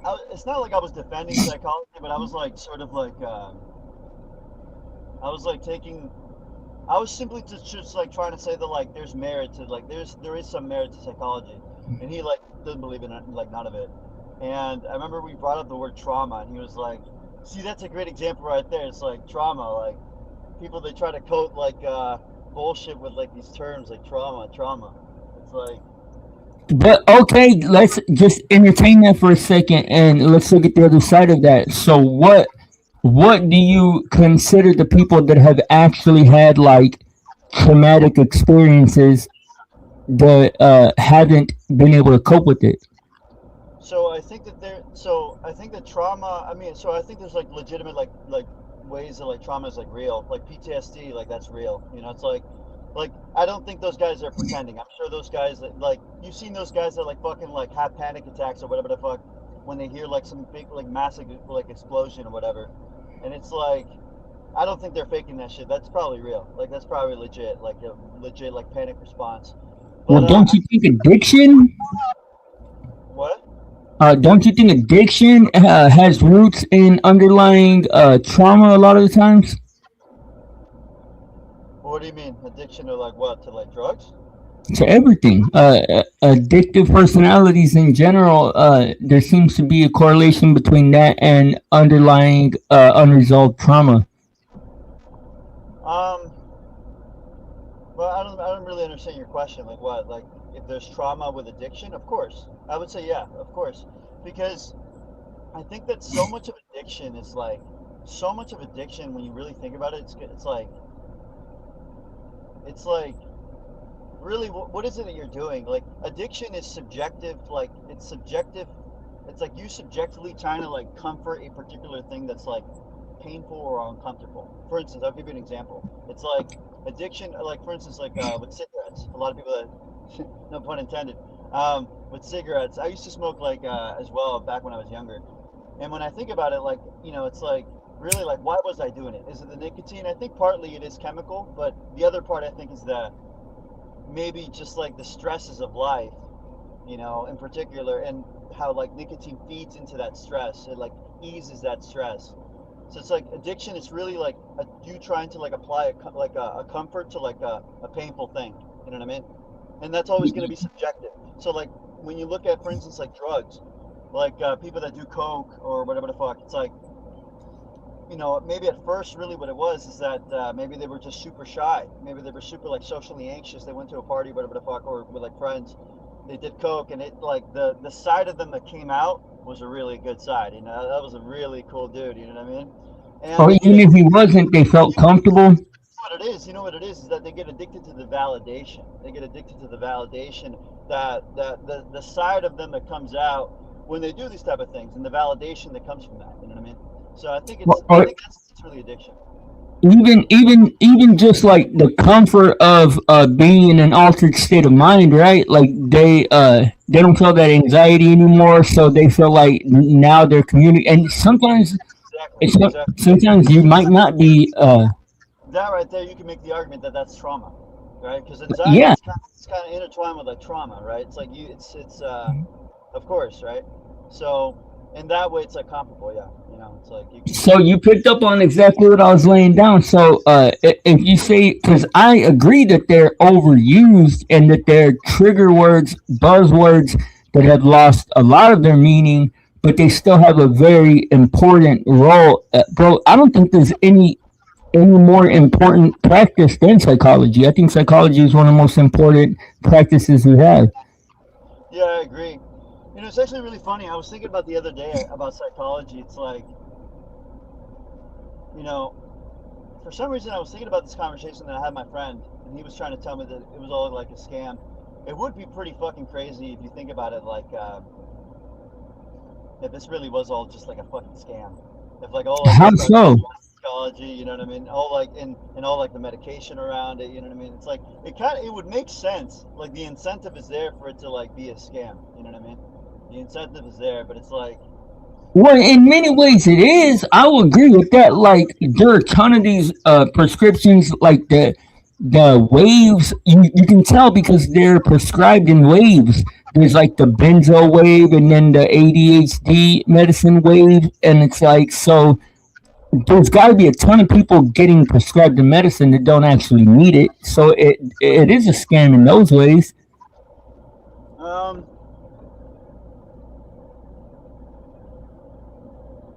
bro. well, I have well, I mean, you can't really say that for like ADHD. I mean, that's like backed up by study.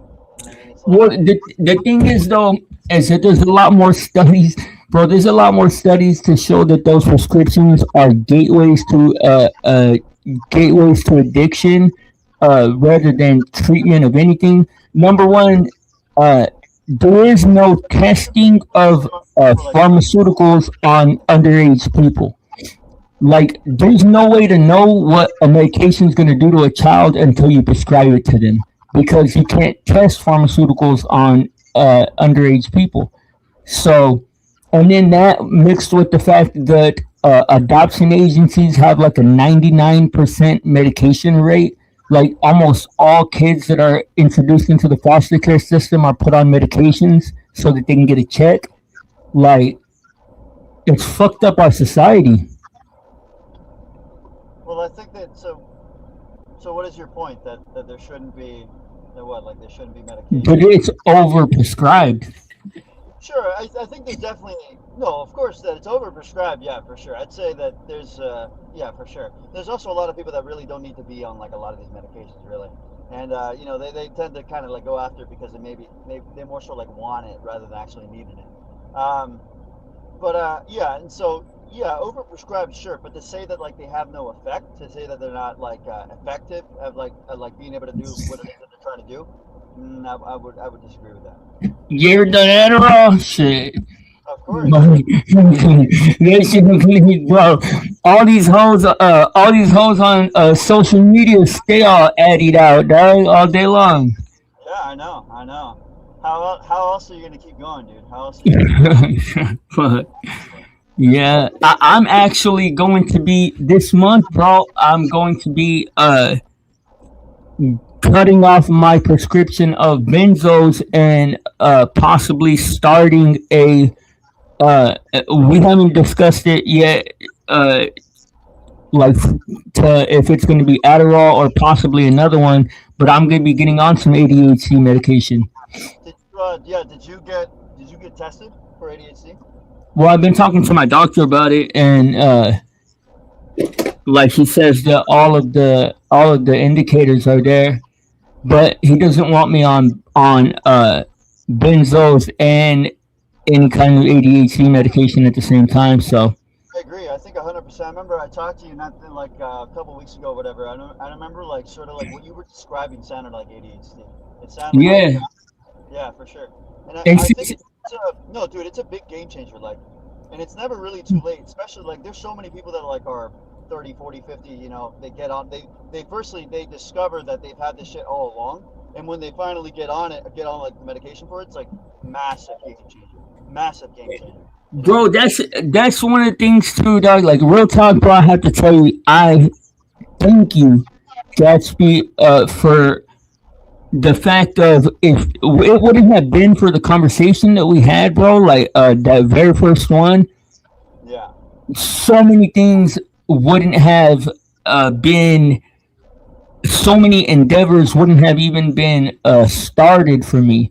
And you kicked off so many fucking things with that conversation, bro. Like a lot of that conversation meant a lot to me, dog. So I thank you for that, bro. For real. Shit. I mean, you know, you want to share like what have you started, or I mean, it's okay if you don't want to, but Well, I immediately, like once things didn't work out with me and you, and the whole like using AI, excuse me, to carve out a an idea where I can produce capital, like I've immediately put that into effect and have been working on that. Like, but it's a like even just like getting to a point to where it's like truly what I want to be doing is a process of like getting there too, and and then the ADHD thing, bro. Like a lot of that conversation just shifted my focus into like getting things done that I had been avoiding. You know.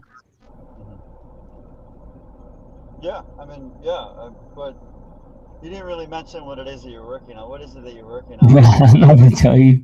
I understand. I understand. Specifically, that's top secret. I can't tell you. I tell you this: when the books are closed, though, bro, I plan to have my face uh, recognizable in this fucking AI conversation. That's my game plan. You know, I will say, for what it's worth, you know you're not a dummy when it comes to like you know a lot more than like the average person about AI. I will say. Um, I so I mean, appreciate that. no, no, absolutely. I mean, you know, I've talked to you, we've had conversations. Yeah, there's disagreements for sure, but you know, I think that for the like as a person who's not like you know it's you know as a person who like doesn't work directly with it or something like that, it's like you know far more than like the average person.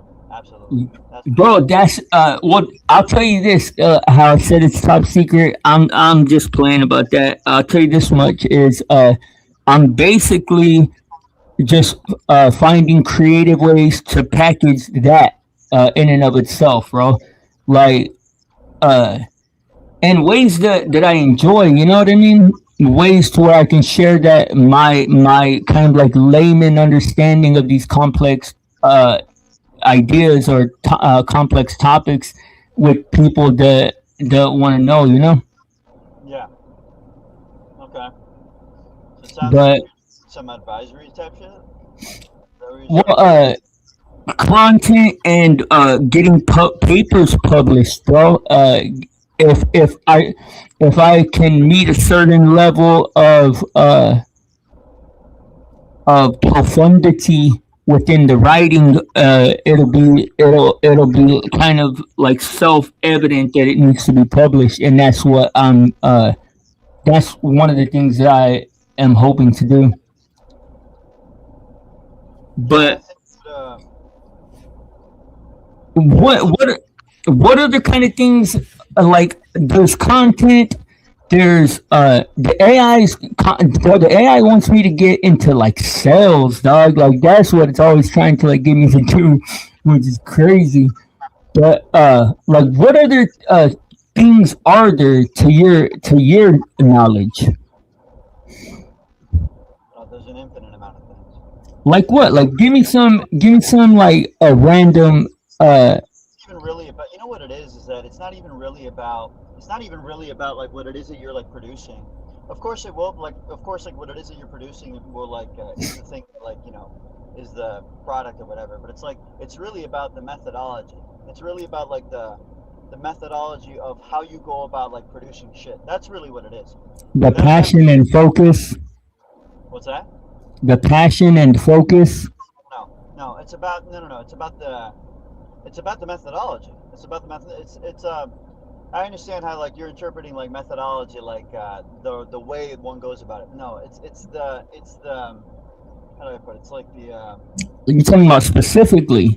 it's no, it's like the philosophy about how one goes about it. Like what it is that you're like the goal really. I can't, if I say it right now, it's gonna sound like super vague because I don't want to get into like too much detail, but it's like, Bro, you showed some female tendencies so fucking hard with that whole, with what? just like the whole thing, bro. The way that you like fucking reverse gear on me and like, So was, here, let's talk. You want to talk about it? You want to talk about yes, it? Let's talk about we it. haven't. All right, we'll talk about it. Look, at the end of the day, like I'm a pretty fucking straightforward guy. Like I'm pretty fucking honest, and I just maybe I'm just. But my mom says I'm like fucking numb in my heart. My heart is just numb. Like I'm just fucking or whatever the fuck. But so what it is, what happened really is like, so okay, like I'll try to be nice, but at the same time, it's like, dude, so we talked, right? I sent you the, you remember I sent you like the email, right? Yeah. And so I sent you this like long, extensive email, which I tried to not make it so long, but it's kind of inevitably going to be that way just because it is kind of like big.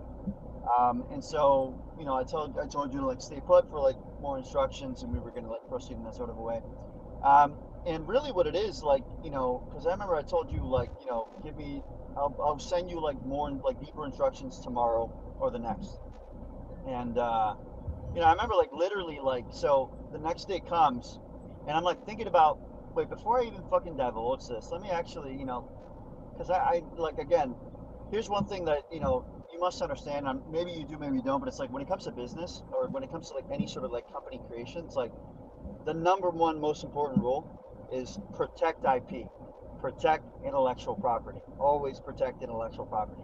That is like the number one thing, so it's like, because of that, it's like, I can't just fucking, I have to make sure that like, even if you're never gonna do anything or whatever the fuck, it's like I have to make sure you don't fucking fuck me over. So it's like I drafted an NDA, I drafted other like, type of like an agreement type of contract that was mixed in with like more instructions as well. And that was like the two drafts. And we talked the next day, and I asked for your legal name. You never fucking got back to me. Bro, you. So one second. So I draft two fucking like pretty fucking like, polished fucking like, piece of fucking documents to send you. All I needed was your legal name. And I send you an email. I'm like, hey, like, what's your legal name? And literally, you don't get back to me until like 8 hours. So here's a little bit of context with that. Prior to that, I was already kind of a little bit annoyed. It's not really your fault, but I was a little annoyed because, look, I'm already like kind of deep into like my own projects. In order for me to do this, it's not not just a matter of just making like an algorithm for you to fucking like, like the framework. It's not just making like the algorithm for the fucking framework so that you can take the test and whatever the fuck and do like and elicit the answers. It's not just that. Because if I just gave you that, Blizzy, you're not gonna, I'm sorry, but you're not gonna know what to do with it. You're not, once you elicit the fucking answer, I'm sorry. But be real though. Be real about what you're saying though. No, I'm being 100%. No, but there's also, I feel like there's a piece of that you're not really kind of applying. Is the fact that I think that you, if you're gonna invest time, that you want to be somewhat invested into whatever it is that I would pursue. You know what I mean? Sorry, you're gonna have to communicate that a lot better. What? If you I feel like you saying that isn't just purely about me, not because it's not like you're just doing this purely out of the kindness of your heart. Because if it was, then you still would have done it. The fact that you're like, okay, I'm not, because you volunteered the shit. I didn't fucking come to you like, Sensei, teach me your ways. Like, What was I? What was I getting from you? What was I getting from you? What what, was it? What was I know that eventually there would have been fruits come from the endeavor, and I'm pretty sure that you have at least a little bit of faith that that would have been the case too, or else you wouldn't have even started the endeavor. I'm sorry, dude. Your communication. What are you trying to say? I like just be very straightforward. You see how I'm very Fuck, I straightforward? don't know how much more straightforward I can say that. No, you're not. You haven't said anything. I'm trying to I understand said exactly what you said. I said, basically, you weren't doing it out of the kindness of your heart. Like, that there is a little bit further of an investment than just doing a nice deed, right? So basically, that I wasn't doing it out of the kindness of my heart, for like implying that I was getting something out of it. What? So I ask you, what was I getting out of it? No, not implying that you were, implying that there was a potential for us both to get something out of it. No, no. So the only thing I would have done with you, and this is actually like literally, I'll tell you basically like the fundamental premise of the agreement contract that I like drafted for you. Like essentially, the only thing I would have charged you, like literally the only thing I would have charged you, would have been a percentage, like 5 to 7%, and it was like negotiable. It was a negotiable like percentage if your project ever took off or That's did my more. point. Hold 1 second. If your project ever took off and or did more than $50,000 in revenue, at that point, because of all the resources that I would have provided to you, not just the elicitation from the AI, but also from like the early access of the platform, it's like, yeah, like rightfully so, of course, like a single digit percentage after your if your project ever did more than fifty I thousand dollars. agree. Hold on 1 second. I wasn't finished. So Well, fuck whether you're finished or not. I agree, though. okay, so great. So there you go. When you say rightfully so, like, bro, I was all in. I don't know. I don't know why that question sent your fucking hormones raging and your PMS kicked in early and shit. Cause it was a very reasonable question. What was a reasonable question? What was a reasonable question? Of when a possible time frame for seeing financial results. Comes to this, and here's why. Here's exactly why. I'm not just saying that. Here's why. Because so we had a pretty long, extensive conversation like a couple days prior to fucking all the shit that went down, right? You remember that conversation too? Like you remember exactly Clearly, that? Okay. And you just literally listen back to that conversation. What was it that I was telling you was like the most important thing when it came to this type of like this type of you listen back to the conversation because the thing. no. The question's very clear. It's like, what was it that I said was the most important thing? What was it? I was very clear on it.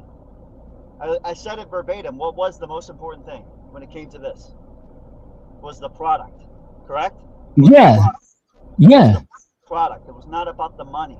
The money is derivative off of what it is that you're fucking producing and how good it is and how consumers react to it. That is what fucking matters. That is where Yeah, any but you see how you said that. You see how you said that quickly. quiet. So Fuck you, bitch. I don't work for you. What do you call it? You be quiet. You said that. I said everything perfectly, exactly, and precisely how I conveyed it. It's like you can literally just like fucking rewatch that conversation. I said everything verbatim, No, verbatim. but bro, you cannot. The thing is, Zog, is that I am not a. I'm not a person. I'm a very much a business person, bro. I've done business at high levels, just never in a legal way. So while I understand, If you think that I'm business I'm is money, I'm in the middle of my sentence. You just gonna start your sentence right in the middle of mine? the problem Uh, is that you're correct, and I'm telling you why. Because if you think that business is money, you don't know what you're saying. You do not know what it no, is. no, I'm not saying that it is. I never said that it was. I never said that. Business, bro, business, shit, business. In all honesty, social, your social credit score plays a big part in business in any capacity. So it couldn't just be just money. But Money is like the last thing in business. You understand? yeah, It's I mean, dependent on what your intentions are, yeah. But you could have just said that, bro. You could have just. It would have been. it's The thing exactly is, bro, in the it's grand scheme of things, in the grand scheme of things, your impatience is going to be is going to be something that leaves you out of the loop because I took that motivation and just transmuted it into my own endeavor. right. So this is precisely like exactly how you look at this is exactly the reason why I canceled. It's exactly why. Precisely why. So In what sense? because you're thinking again, you're hyper focusing on you're looking at this entire project completely backwards. Like the Look, this is the thing though, Gatsby. Listen and try and understand what I'm saying. Don't just hear me, bro. yeah. Is that you're used to dealing with a certain type of person, and uh, No, you're used just to speak in you saw reality, my friend. It's reality. It is the thing reality. is, bro, is that I'm not talking about money, bro. I, I'm not talking about money. I'm not talking about money, bro. Like you said, the money thing, and all you had to do was just remind me, hey, that's not the purpose of this endeavor, and I would have not have even brought that question up again. listen, I'm not talking about money. I'm talking about impact. I'm talking about uh, impact, bro. Like that to me is the important part of it. right? Yeah. Again, I mean, I mean, and I don't fuck your business. so many things Uh, that yeah, it's just we're not yeah, on this, and this is exactly why. And this is exactly why. I know, and I said that. and it's not gonna. You know what I mean? Like I'm not. I This is said, my first time doing this, dude. It's not my first time doing this, dude. I like you know what I mean? Like I know exactly. I've met hundreds of people like you. You know, when it just doesn't work out, it doesn't you work never, out. that's what your problem is. I can't hear you. I promise you, you've never met one person like me. That's the thing. And I've never done this shit before. This is my very first venture into the territory. So I am at a deficit. I am behind. I have a learning curve and so forth and so forth. But I'm comfortable with that. Yeah. But I mean, we don't have to do business. Like it's perfectly cool us just being homies and shit. You know what I mean? Yeah. I'd say just like honestly, like I if don't you're need gonna your business advice. if you're gonna make anything, focus on what it is that you're making, because that's where all the money's gonna come from. If it sucks, if what it is that you're making sucks, it's not gonna do anything. There won't be any money. You I understand? agree. You understand what I'm saying? It's like if it sucks, it's not gonna do anything. To me, So that's common sense. therefore, where should the focus be? Not on On money. It's about what it is that you're fucking making. yeah, What it is exactly. you're making. That's That's common sense, bro. Like I know that to you, that's this deep. it's not a matter of when is this gonna pay me? Or like when should I see it? It's like no, you fucking. It's like no.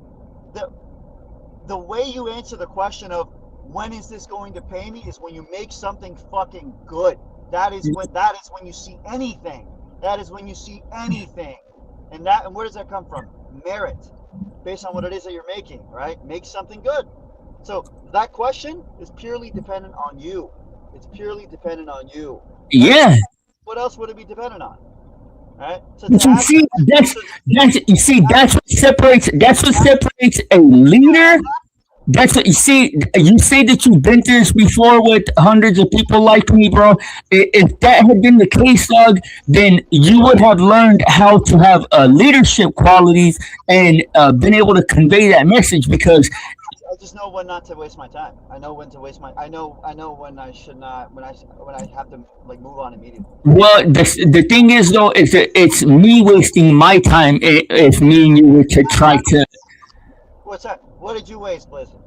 What did you waste? What are you talking about? I wasted my time. You're saying you wasted your time, Blizzard. What did you waste? What did My I waste? time. What did I waste from you? My No, time. What did I waste from you? My time. So tell me, what were the efforts that went into your time? What is it?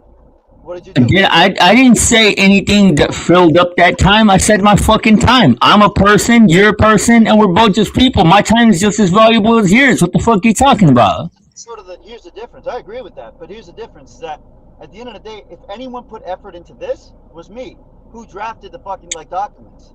Bro, you put effort into blowing smoke straight up my ass and then jumping out of the fucking plane.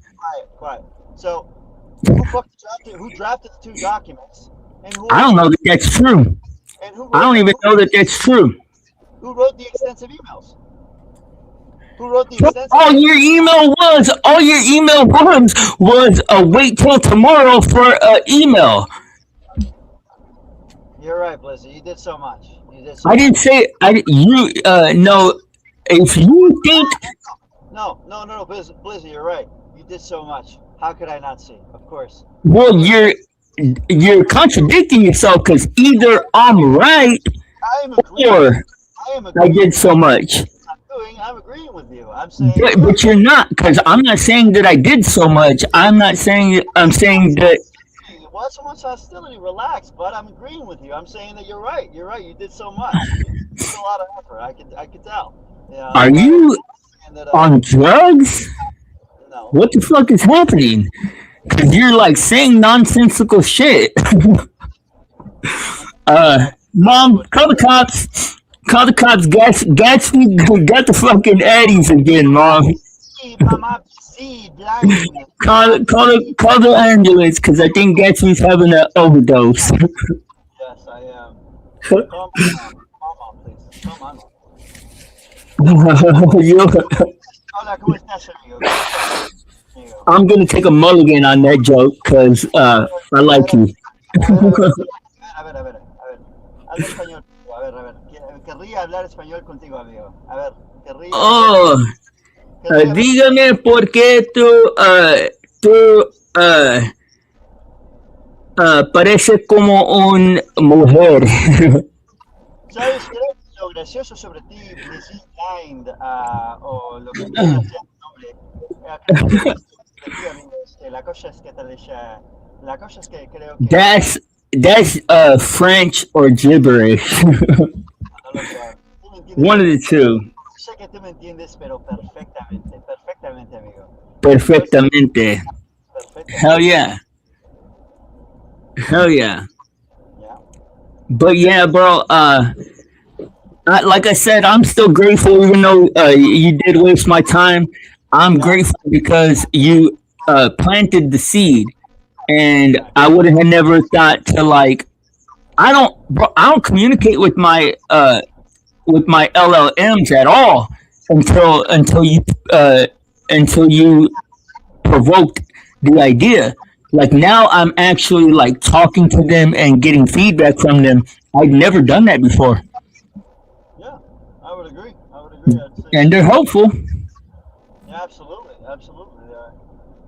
Yeah.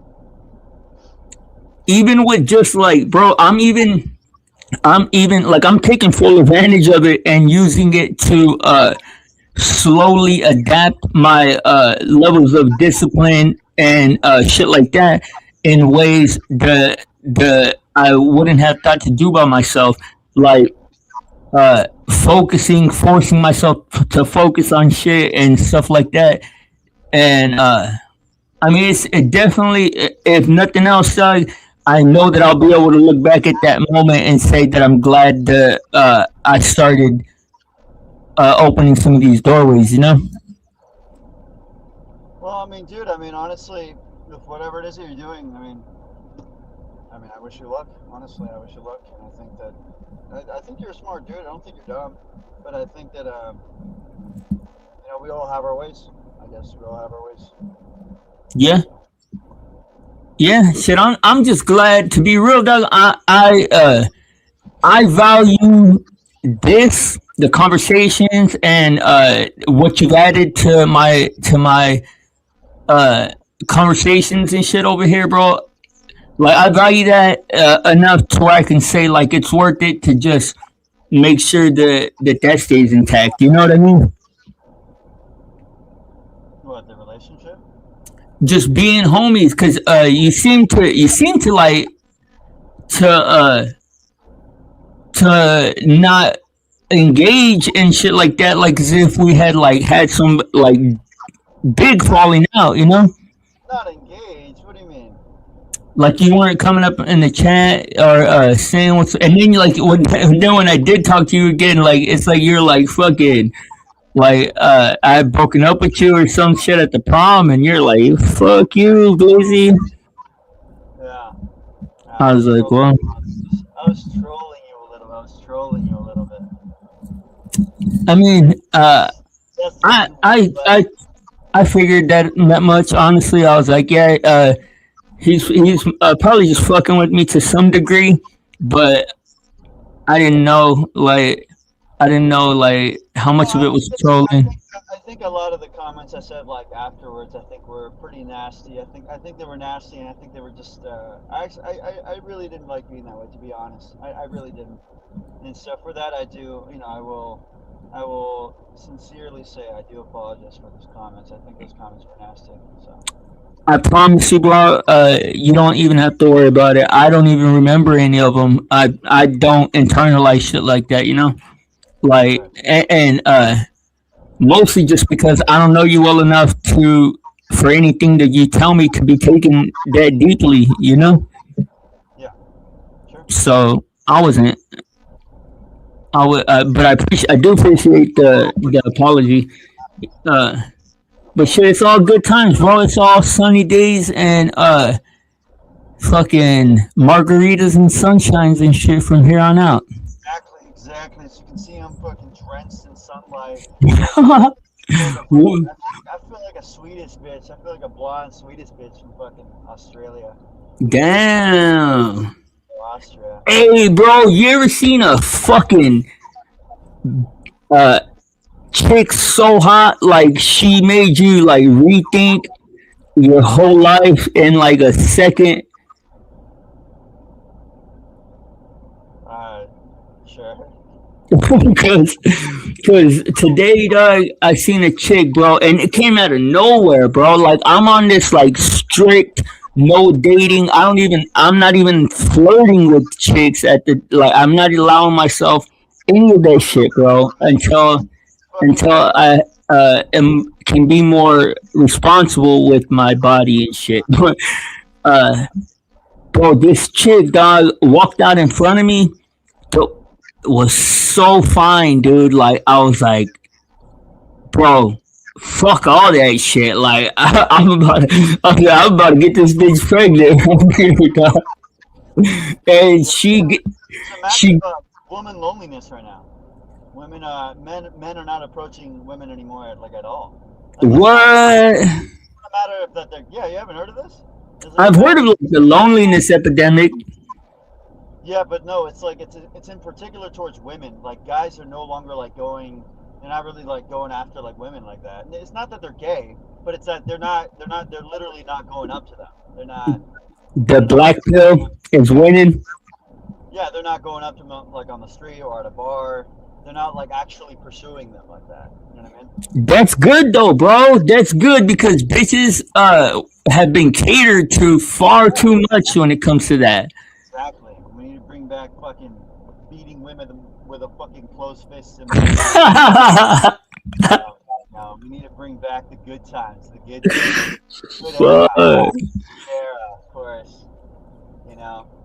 Hey, it was like that, bro. When I was married, dog. When I was married, like I swear to God, bro, I was like that, dog. Like I had, and my ex-wife was too. Like that bitch answered to me. You were When I, you were like, I married. was, huh? You were married. Yeah, 15. I told you that. I got married at 15, dog. That's pretty. How like It's not hard. how? It's not hard at all. Wait, but you mean like legally? You mean like legal? Yeah. Yeah, but you understand like how? You're a minor. It's like And now all you have to, your parents have to like give you away, basically, dog. They just have to sign the paperwork for you. and this marriage wasn't like in your fucking backyard. It was actually like at a service. Like, No, no, it was the marriage was just at the courthouse. Like it was just a document signing with a witness. Like we didn't have like a why'd you get married? just circumstances, dog. I was in a hurry. Yeah, you need to get papers. Bitch. Nah, because bro, I flew off the porch, dog. Like when my dad passed away, I was 13, and I flew off the porch. So I was doing the most, and I had like this agreement, this kind of like spoken agreement with my teachers, bro. They would give me the whole semester's work at the beginning of each semester. I would do all the work, and then they wouldn't really worry about my attendance. Like I was projected valedictorian, dog. Like they knew that the work wasn't an issue for me. But it became to where I just pretty much like stopped wanting to attend school. But my grades were so high that it raised the GPA for the school. So they didn't want to kick me out and lose that them points off of the average GPA. So they gave me the option of emancipating myself or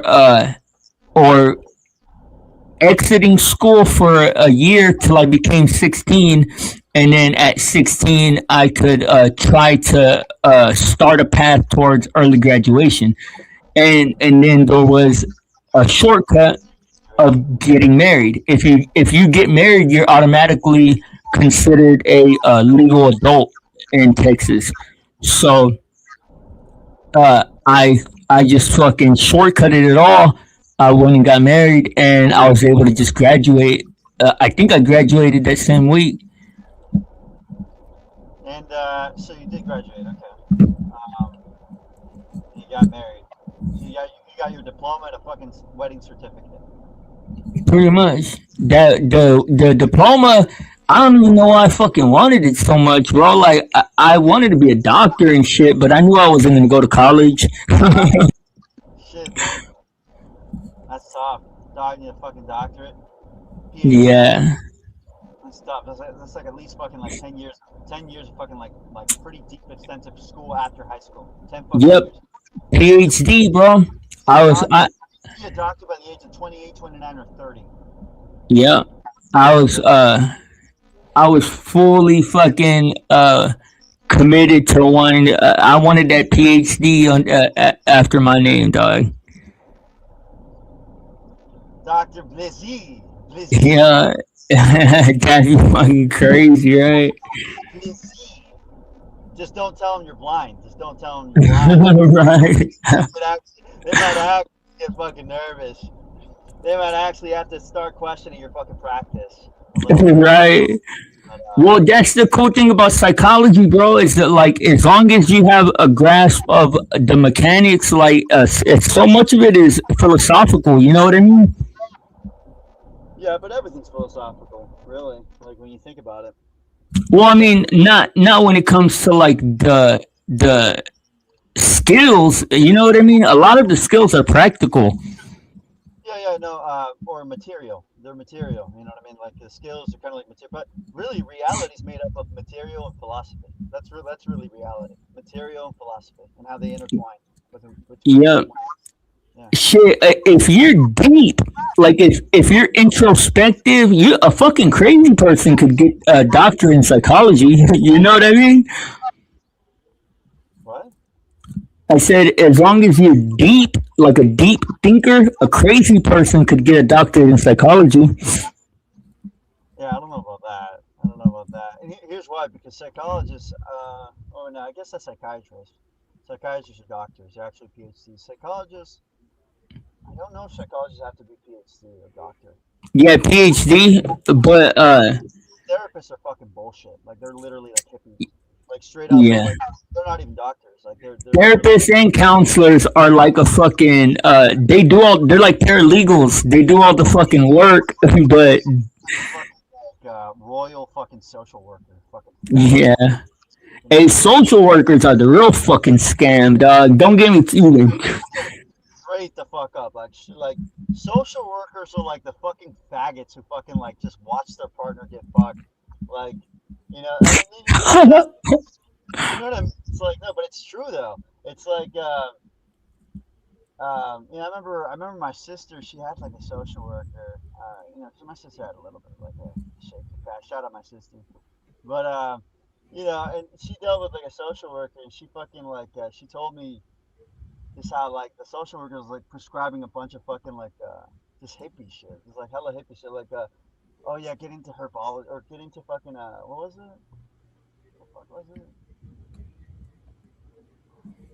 It's like an Kabbalah, no, it's like an organic type of medicine. It's like homeopathy. hermeticism, Homeopathy. Homeopathy. Have you heard of that? huh? Homeopathy. Oh yeah, homeopathy or homeopathy or whatever. Yeah, I've heard of that shit.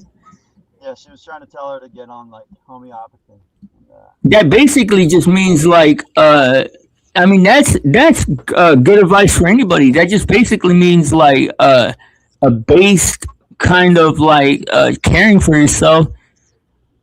Bro, I shit, you don't even want to know what I think about like the like uh our medical uh existence or like our medical fucking the state of our medical info. I think Dr. Sebi had a good fucking start when he said there are three types of fluids in a human being that matter, which are blood, mucus, and bile. And anything that is not an infection or like a foreign source of fucking up those systems is just regulating those systems. And if you learn how to regulate those systems, then you won't have pain or inflammation that for your whole life.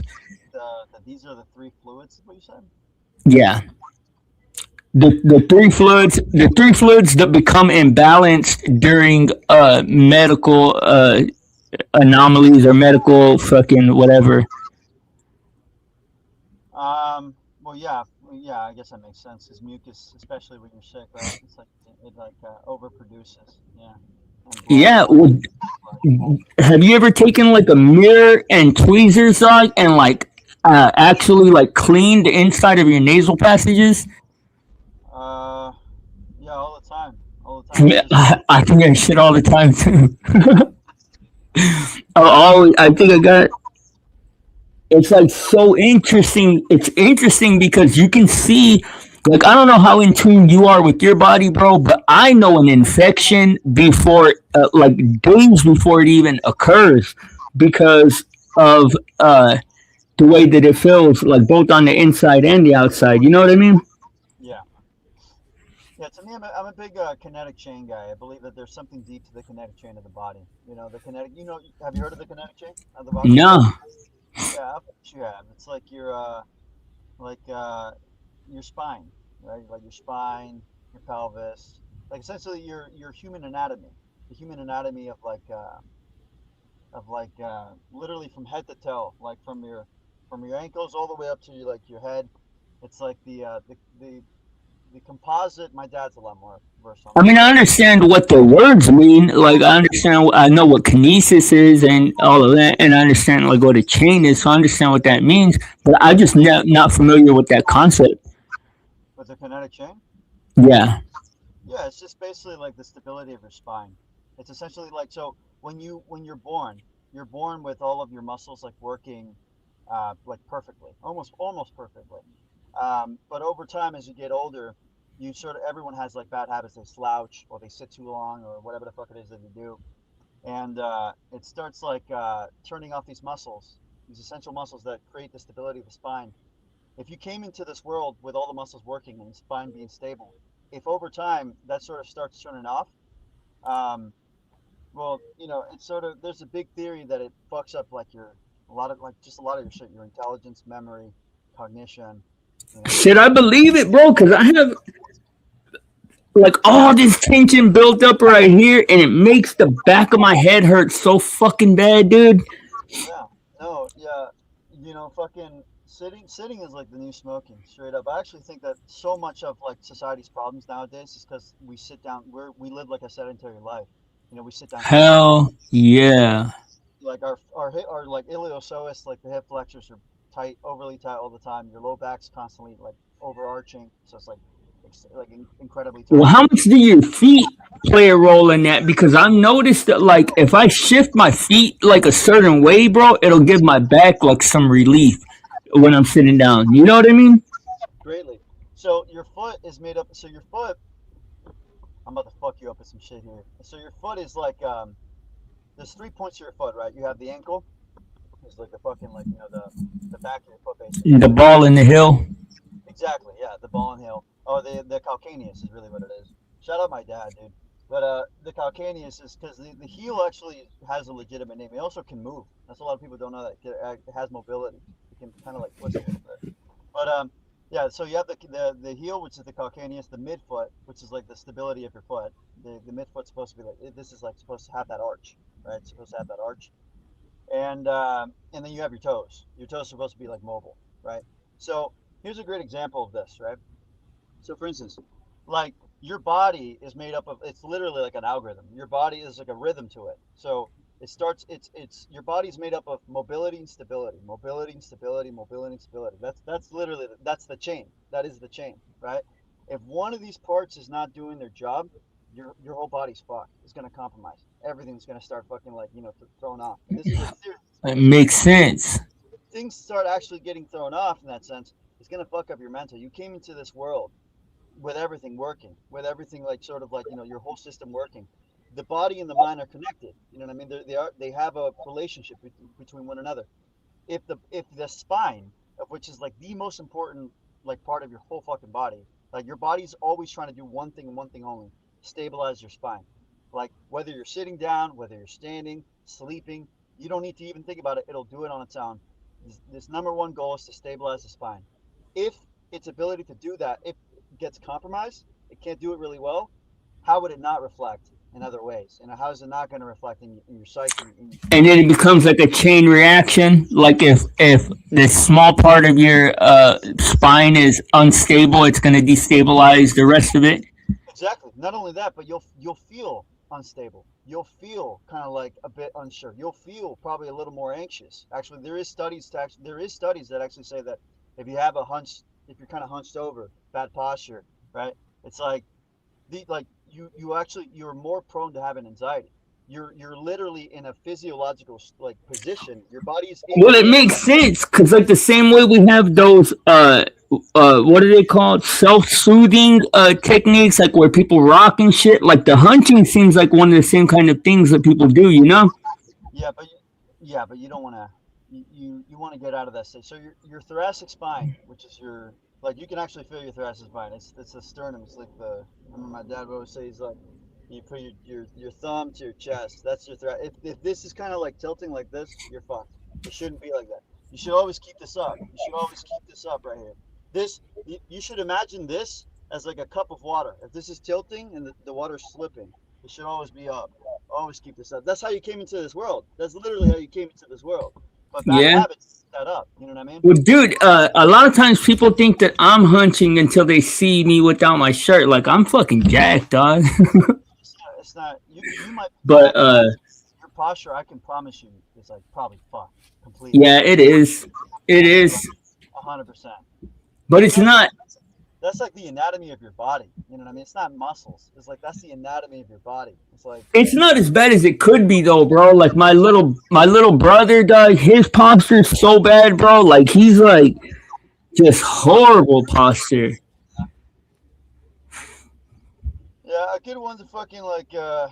You probably have anterior pelvic tilt. That's my guess. You probably have a massive case of like anterior pelvic tilt. Your hips are probably so tilted forward.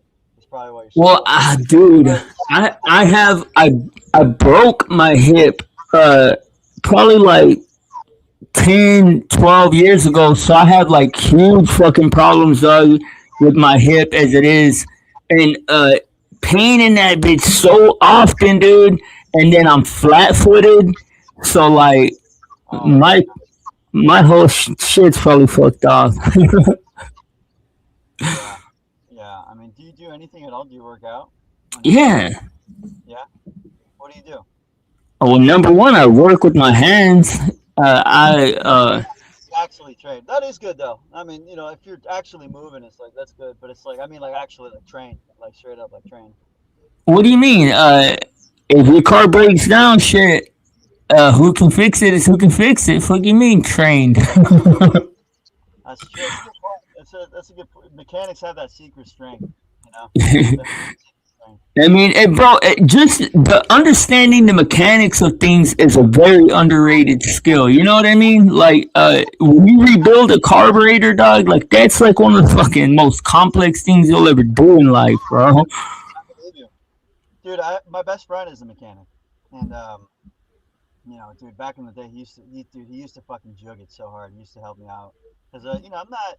It's not that I could learn all this shit, but honestly, I don't give a fuck about cars. To be Yeah, you could for sure. Yeah, I just never really cared about cars, so I never really got into it. But my friend, dude, me and my friend would just always pull like the massive fucking like just like FYI, do it yourself type shit, you know. So, how much do you weigh, fool? If you're asking me how active I am, how much do you weigh? And I'm fucking at least 500 pounds, dude. At least 500 pounds. I'm not asking for that reason. I'm asking for the same reasons why you asked me how active I am. I'm curious because you can be skinny fat. You could be skinny and unhealthy. No, I train. I hate saying workout. I train. I do. Train. You train your dragon or what? You train your fucking Pokemon? Fucking faggot. What do you mean you train? Oh, right, yeah. But yo, I love those teeth shining straight off your fucking mouth. You look like the Colgate smile, my friend. You said yeah. You said yeah. I train my dragon. Absolutely, dude. I suggest it for yourself. Nah, it's crazy. Here's why, Blizzy. Here's why. You're not gonna get any younger, my friend. You're not gonna get any younger. You know. I know. In about 5 years, you'll be what, 45, 44? Right? Yep. You're not gonna get any younger. Yo. What are you gonna do when you're 50 years old and you fucking? Well, you see, that's you're making an excellent point, bro. And I do need to work out more, but I actually have impeccable eating habits. I don't consume any kind of microwaved foods or any kind of processed. Chips is like the only processed foods that I really eat. I do like my chips, but other than that, dog, I have very very basic eating preferences. Yeah, so great. So you eat super healthy, but you fucking feel like shit constantly, probably. Nah, I mean, when I do all my addies and cocaines, shit, I feel like a fucking rock star, dog. That's true. It's a good point. Nah, I don't, I don't, I do have physical pain, but like from traumatic events and shit, I'm not really somebody that feels like, or yeah, I guess maybe more than I would care to admit, dog. Because like, damn, you might have a point there, guys. So maybe I might there might be something to what you're talking about. You feel good like working out every day and all that shit. Like, does it keep you feeling good? I hate the feeling when I don't work out. I've lived both lives. Living lives like you that don't do shit. Fuck you. I could I've still kick the shit out of you. it's really you're probably like what? You're like 5'9", right? I'm 5'10" and a half. Thank you very much. Short, buddy. You're And short. I'm 200 pounds, and I'm not a small dude. Right. Right. Yeah. True. We're gonna have to But put it to the test. We're gonna have to put it through the test, I guess. We're gonna have to, someday. hold on, hold up. Let me. What does Clive call it when you get all fucking Oh, don't be a oh. fucking faggot, dude. What what does Clav call it? They call it mogging. Hey, the Fucking chicks. I'm fucking 39 years old talking about fucking clavicular. Jesus Christ, like Yeah. Hey, that degenerate. dude's a trip, fool. He's a Uh, fucking, he's a have, fucking inspiration. have a little respect. Have a little dignity. Fucking Did you forget where we're at? We're in the land of zero self respect. yeah, I will say, Blizzy. I don't know why you're fine with that. Like I will actually say like because you do some at times like it comes off as if you just say shit that like man it's like dude like it's like Well, cause why I don't give, I could, bro. This is the thing, is that here's the thing. Here's sort of thing. Do you acknowledge? Do you here? Firstly, do you agree or acknowledge that you say things at times? Because maybe I'm wrong. fuck yeah, That like sometimes you say things as if it's just like yes. That's you're that's fairly obvious, I would imagine. yeah. So that's sort of my point is that like I mean what? But why is that something that's like okay though? It's like why is it What something that's like you see, there's one of my hidden one of my superpowers are hidden in this question right here, is the fact that I don't have any investment into what an outsider judges about me. no. So No, and I see how it's coming off as if you think I'm attacking you. I'm not. no, no, no, that's not what I'm saying. I'm talking about in the most complete and like in the most complete context you can imagine. Like, I truly do not put an investment into outside optics of me. I live my life based on how I feel about me. What's up, wrestler? Salute. It's not about optics. It's simply about No, it's completely about optics. no, it's not. If that is actually your lifestyle, it's like that's not good, right? No, but you didn't ask me that right now. You said, "Are you aware that you say things that That's what I'm uh saying directly. I'm telling you, it's like why is it that you're okay with that type of lifestyle? Like why? Why are you fine with that type of lifestyle? but that now you're changing the question, is My because question you was, don't, what type of lifestyle are you talking about? well, I mean, you say like you just said it yourself. You said you acknowledge that like you say things or that are kind of like a bit undignified and like your lifestyle, whatever. It's like, but why is that something that like you're okay with though? It's like you just said you acknowledge that, you agree with that. But I need you to understand that what you're talking about is optics, because Well, I'm not. what Listen. Let me make the distinction for you. that Let me is, make the distinction for you. I do not sacrifice my morality for anybody, bro. That's the thing. Is that I do not sacrifice my ethics or morals for anyone ever, even myself. no, no. So So what I'm so asking you, if that is your lifestyle, why are you okay with that? If that is your I'm telling lifestyle, you, why I'm telling you, that's the whole point. Is that just because I joke about something or just because I say something does not mean that that is something that I embody. Like, I think it's funny as fuck, dude, to give people the wrong idea in many instances because for me to know Gatsby on an intimate level, bro, is a privilege. With every human being, this is the case, dog. And too many people want to walk around like free to know me on an intimate level. I'm not that person, bro. Like, you have to actually fucking put a lot of effort into understanding me on a complete and intimate level. So I joke about a lot of things. I say a lot of shit that's undignified, but I don't actually do a whole lot of undignified shit, bro. well, you see how like it comes off in that sort of a way, correct? And that's why I said I'm not concerned with how it comes off. Like I truly that shit don't even fucking register in my brain, bro. Like if somebody gets the wrong idea, that's It's like That's if that it. were true, that would be concerning, correct? yeah. That's the whole. That's the idea behind. I mean, in most of the case, yeah, exactly. No. So what I'm saying is, if that were true, that would be concerning. So it's like what I'm Yes, saying that's what makes it funny to me. okay, sure. I mean, I feel like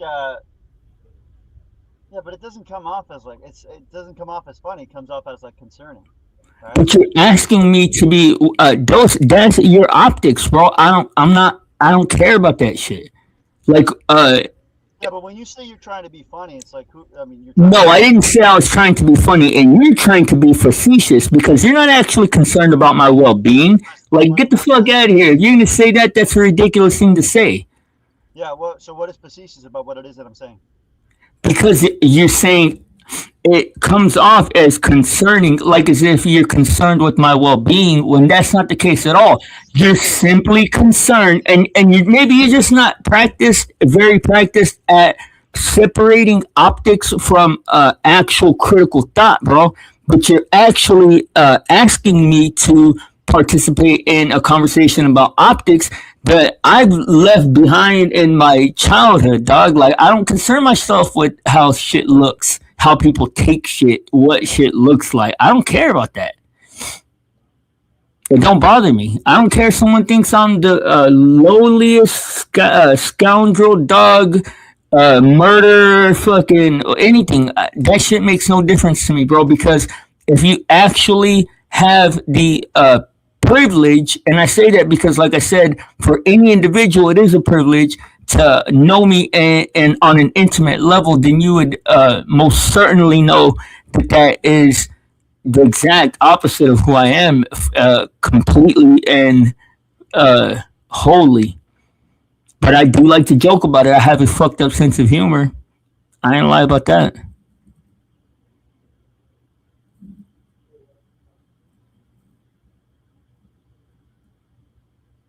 But yeah, I could definitely. Oh, I guess, I guess Gatsby went to go watch from the bushes. What's up, Restless? Salute, bro. Welcome in. Yeah, that was our date with Gatsby. That was a night out trying to get into Gatsby's panties. But oh, I don't want to come off like a pervert. Y'all might think I just want to fuck Gatsby. I don't want y'all to think that I'm just trying to fuck Gatsby. It's so much more than that, guys. I promise. I'm deep. uh, but yeah, I definitely 100% know what you are saying, though, Gatsby, with what you were talking about, bro. And if you are concerned, I will tell you this, bro. I got this. You don't have to be. Oh, sorry. Sorry about that. Okay, where'd you go? Might be. What's up? Okay, but yeah, I told the chat that I wasn't just trying to fuck, that I really wanted to get to know you. Yeah. Me too, buddy. Me too. All right. Well, we're buddies already. That's a start. Yeah, we were always buddies, of course. See, that tone makes me wonder if you even know. Yeah, hey, You don't like the tone? You don't like my tone? What's wrong with my tone? I didn't say that I don't like it. I mean, I'm hard as fuck right now, but I am concerned of whether or not you actually even know when you're entering territory of operating in a facetious or sarcastic manner. So what have I said that's facetious? What is it that I've said that's facetious? Do you not understand what a tone is? Should I say undertone, or should I say? Yes, but you're saying that my tone is indicative of me being facetious. It's like you don't know when, like that tone makes me think that you don't know when it is that you're being facetious. It's like so you're sort of. Do you know what a facade is? So what am I being facetious about? What is it I'm being facetious about? I'm curious. Are you fucking slow? What?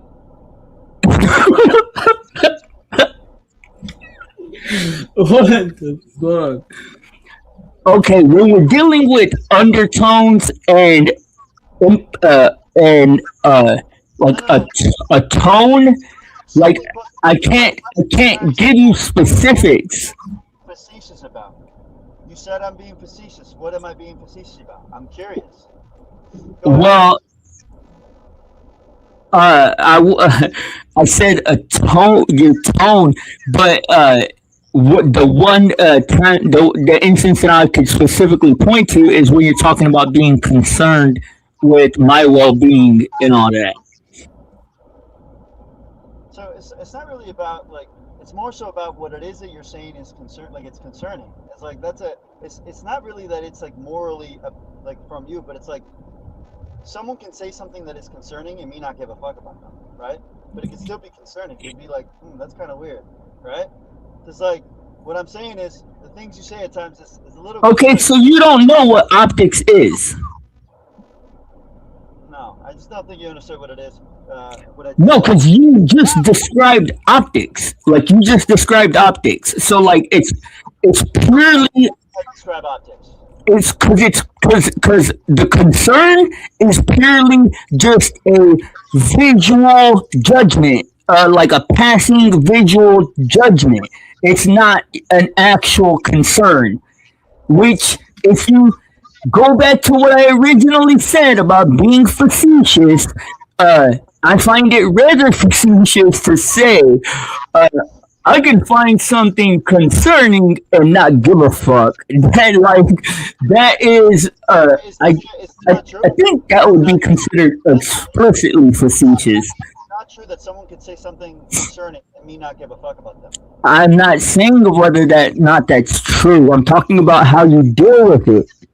No, can that happen? Is that something? Okay. Right on. Thank you.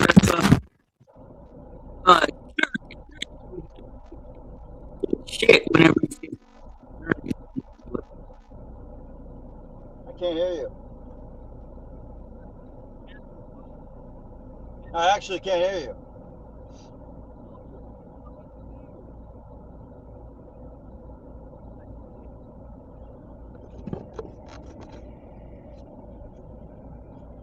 Say something.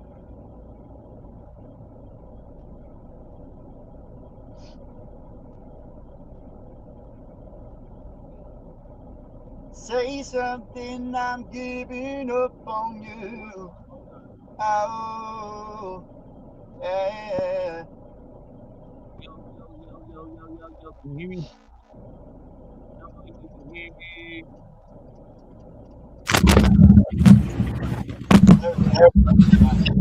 Holla, yeah, hear me. Can you hear me?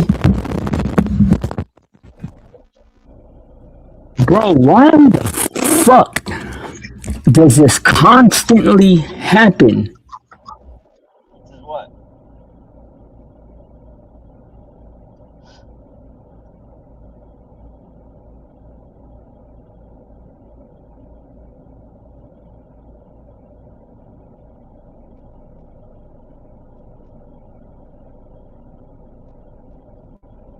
Is it just me, or can I not fucking hear him at all?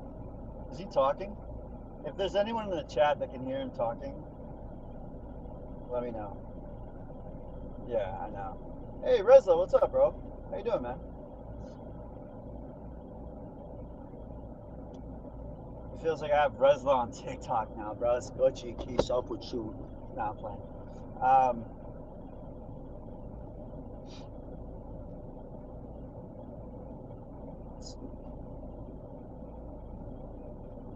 Alright, ladies and gentlemen, I'm taking over the fucking Blizzy Blinds. Blind actually went deaf this time. He's now blind and deaf. And,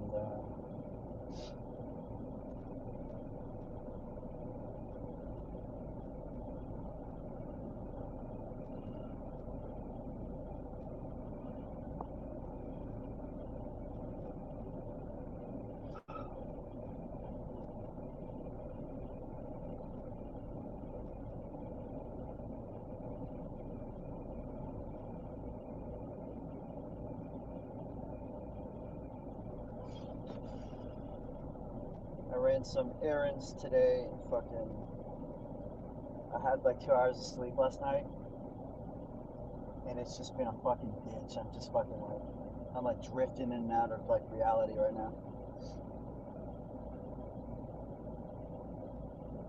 I know, right? Fuck.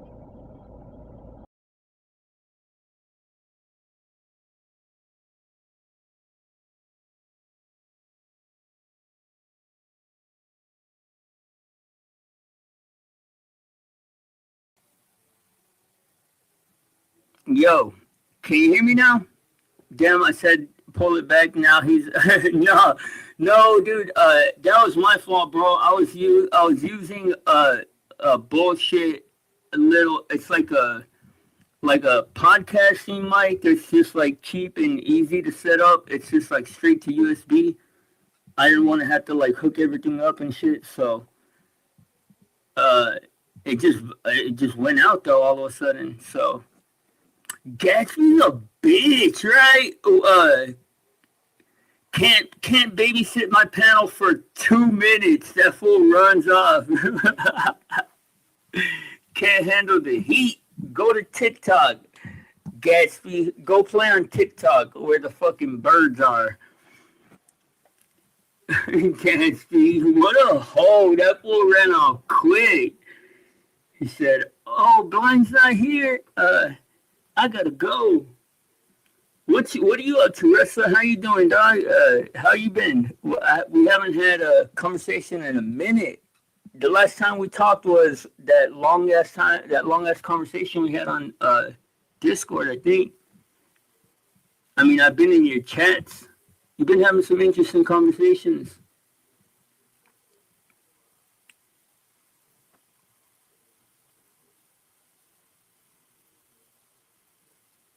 But yeah, man, the wave of the future is here, guys. The wave of the future is here. If you do not have your Huggies fastened tightly, man, that might want to be something that you do. I know I am attempting to fasten mine day by day and add a little extra padding in there because shit might get bumpy. We started 2026 as human beings, and we might end it as some half robot, half people, fucking some type of whole other thing. Wrestler says, "I've been busy, hardly get prepped to even stream." Shit, well, your shit still looks fucking copacetic as all hell, shit.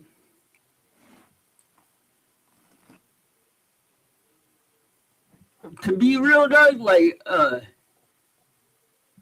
I find a lot of value in like the content of your discussions, and even more than that, like the links that you're willing to explore for understanding, bro. Like that's the way that I get down. Like I'm trying to understand shit in any and all possible ways, and that's why you're like the only fucking person, dude. The only person. Like I don't watch anybody else's content regularly except for yours, dog. Because I know it's always gonna be some relevant. I mean, maybe not like fucking news level relevant, but it's never irrelevant, and it's always like thought provoking shit that could potentially help you see things a different way.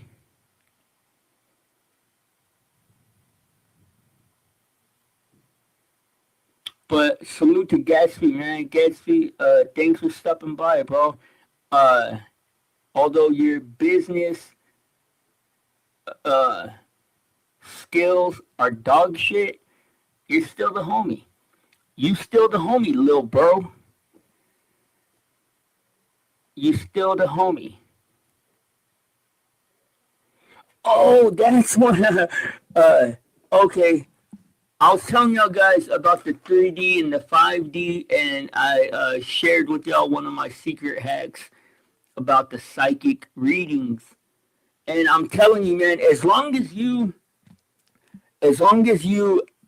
properly adjust your filter, like you have to, that's one of the things, one of the skills that you have to develop, man, with with the world that we're living in, is you have to start understanding the multiple layers within content, the layers of uh, directed discussions. There are at times simultaneous layers of discussions being taking place at the same time, and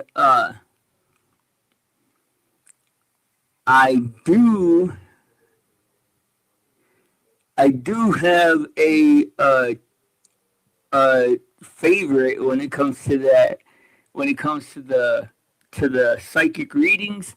And this chick is like so on point sometimes, yo. This one really gave me a chuckle last night. So we'll listen to her psychic reading.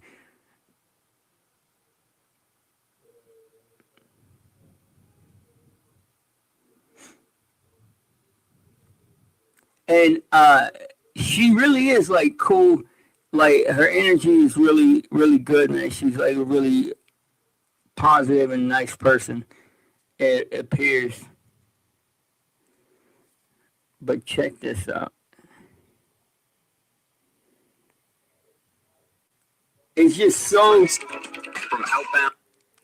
Hey, Glenn. It's so interesting too because if y'all remember yesterday, Penelope came in and was being rather unruly in the chat, and as soon as I got done ending that live stream, I saw this psychic reading. Welcome to my channel. So today I have a collective message.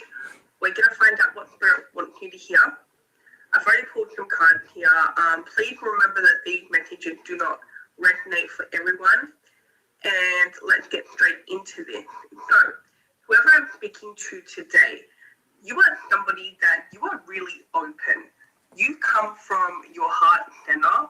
Your heart chakra seems to be the most used chakra in your emotional body. You seem to be somebody that you. I don't know. I be using my butt chakra too. No, I'm just playing. I don't actually know what any of the chakras are, but I know I make it a point to keep my heart and mind open. come from the heart, right? You always do things to make people feel safe, loved, happy. You love to give. You love to make people feel good, right? You love to make people feel loved, right? Hell yeah. You are somebody that is very... Hell yeah. And as Wrestler might remember, I think that was one of the first places where me and you, Wrestler, were just like on complete opposite ends of the spectrum. Not the autism spectrum, but the conversation when it came to love. Not really. What do you mean, not really? You telling me that I'm not a loving person? That I'm just an asshole? That's funny. open. Like, I'm getting, you're like a warm hug, right? See, like, she just said being it. around your energy feels very, like, cozy, very safe. Hey, my energy can potentially get your energy pregnant if you're not careful.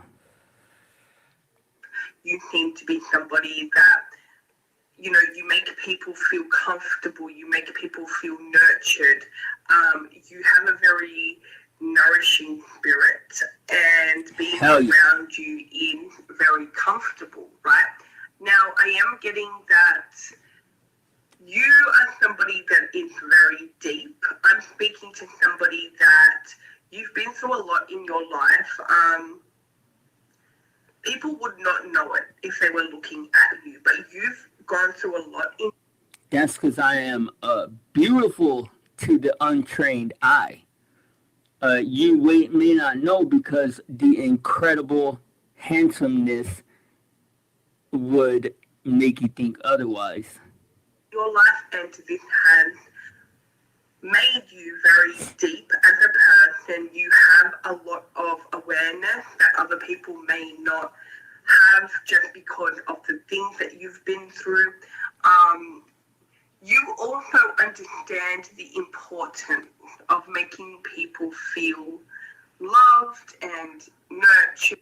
Yeah, that's the point. That's the point. It's like just like a vague affirmation. It's just kind of like to make you feel good, just to point out some positive things about you. Right, you understand that. Again, you've been through a lot. You've also... But like you don't hear the specifics because this is the first time that you're hearing her. Like some of the things that she says are like crazy specific, like super accurate. But it's a trick of the algorithm. It's not a true psychic. I'm not gonna say it's not because I don't actually know her or anything. But I can show this with myriad psychic tarot card readers. You've gone through situations where you did not feel loved, okay? You have gone through situations where you did not feel accepted. So I am getting that it is really important that you make people feel that way for yourself, right? Hey, that's true. That's true, man. That's the only reason why I do choose to operate from a position of being loving is because, like, I know what it's like to be in a state of not having any of that. And that's not a good state to be in, man. I do see that most people really appreciate the energy that you give off. There is somebody around you, though, that seems to be, like, pushing your buttons. This is why we just want to get to the good Balestra stuff. is a life-changing perimenopause treatment. This is somebody that is very hard for you to get along with, and you are like the easiest person ever to get along with because, again, you are very open, loving, caring. I just seen 303. You go out of your way to make sure people feel safe and happy. This person, And she's not talking about you, wrestler. She's talking about Penelope. They seem to be very, again, difficult, okay? For some reason, they seem to be trying to push you to your breaking point. They seem to be like, again, they're very hard to get along with. I do see that this is a very competitive person at heart. That's the truth, man. Penelope always wanted to be tougher than me. So there is this low-key competing with you energy that is radiating. I don't have people like that. What are you talking about? What are you talking about? You don't have people that don't like you, or like no, I don't at one time I found it humorous to get on your nerves, but I don't behave like that anymore. I grew up from that behavior. And yes, I know it was childish, and I actually think that I did a whole lot more damage than anything with behaving like that. So I learned my lesson though. But I'm not like that towards nobody. I don't just yeah, it is. It is just annoying for real. Well, that's the way. And bro, like she don't even realize, dog. Penelope don't even realize that I'm handling her with kid gloves, dog. Like I've been so fucking nice to her, and she does not. She's like literally thrown everything but the kitchen sink to try to like insult or like fucking insult me, basically. Yeah, that's a skill though, bro. That indifference takes a long time to build that shit up, dog. Like that's like a fucking armor. Of this person. But I'm getting that this is somebody that you have tried to befriend, you have tried to be like good to this person. They just seem like the energy is off, right? So off. It's like so off. And I don't actually know like what the fuck is wrong with her. I don't even know like what I don't even know what the fuck her issue is. I swear to God. I don't even actually know. And the fucked up thing is, man, is that like I don't even want to just like throw away mine and Penelope's being friends for as long as we were, but like she said some crazy shit already, bro. Like it's crazy, dog. It's like once I put my foot down, she just started like trying to like be like, fuck yeah, I'm gonna burn everything down. You probably do, but you don't see it as an issue. What do you mean? Can you elaborate on what you're specifically talking about? Probably do what?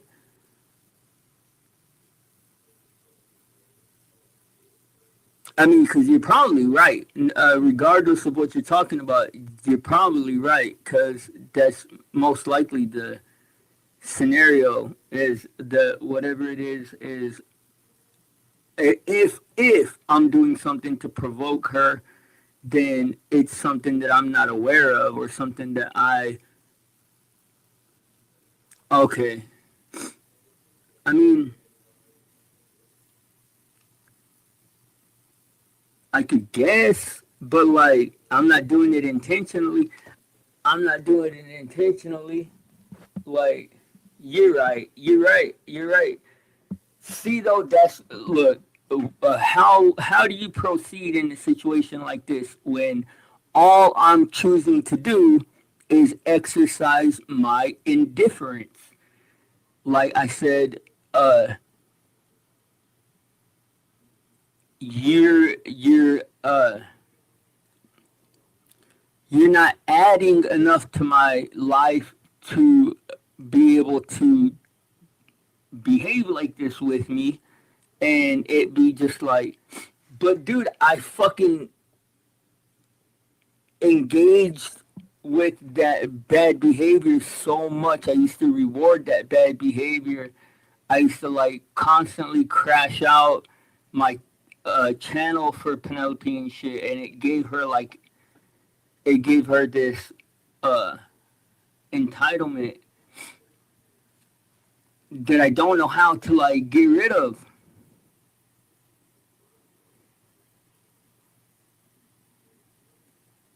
Is that true though? Because I care, but I can bypass that caring and choose indifference if I choose to. Like that's really kind of the mode that I find myself in. Is it's kind of like being in a state of caring but exercising indifference. Because of course I care about Penelope. She was the only person on here that I considered like a real friend. But then like the second that I put my foot down, like you fucking betray our friendship in every conceivable way. Fucking how much, like, is it healthy to continue to care at that point? Is it healthy to continue to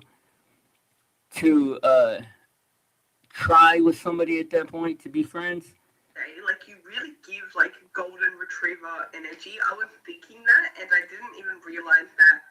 Oh, that's a pit bull. She says, I was thinking golden retriever, and she's holding up a picture of a pit bull. Crazy. We have a golden retriever on this card, but that's what I'm getting. Like, you're giving that type of friendly energy. Like, you're really, like, you know, loving and caring, and even just really positive and happy, right? That's the energy I get. And I realize too, I oftentimes say the word happy, but that's not really my goal. My goal is grateful. Like grateful and content. Me personally, and indifferent to people, I'm not concerned with. I'm indifferent to situations, but not to people if I care for their well-being. The worst thing for a person, yeah, exactly. Well, to me, the worst thing is to betray the sanctity of a relationship. Like when you start spilling all your private beans in any relationship, that's the absolute worst thing that you can do. Like if me and you, Resta, talked about what we did last summer in a private conversation, and I respect you, then there's never any reason for me to ever bring that up and throw that back at you. So, like, the moment that a person does that, that's the worst thing that you can do to somebody. But a very close second is, like you said, to make somebody an acquaintance, or just, like, how did that song go? Now you're just somebody that I used to know. Somebody. That's real shit though, man. Is if you just become somebody that I just used to know, like that's like. But I mean, how many times can you give somebody an opportunity to make it right, man? You're like, make it right, dude. Here's the fucking instructions. Here's the directions.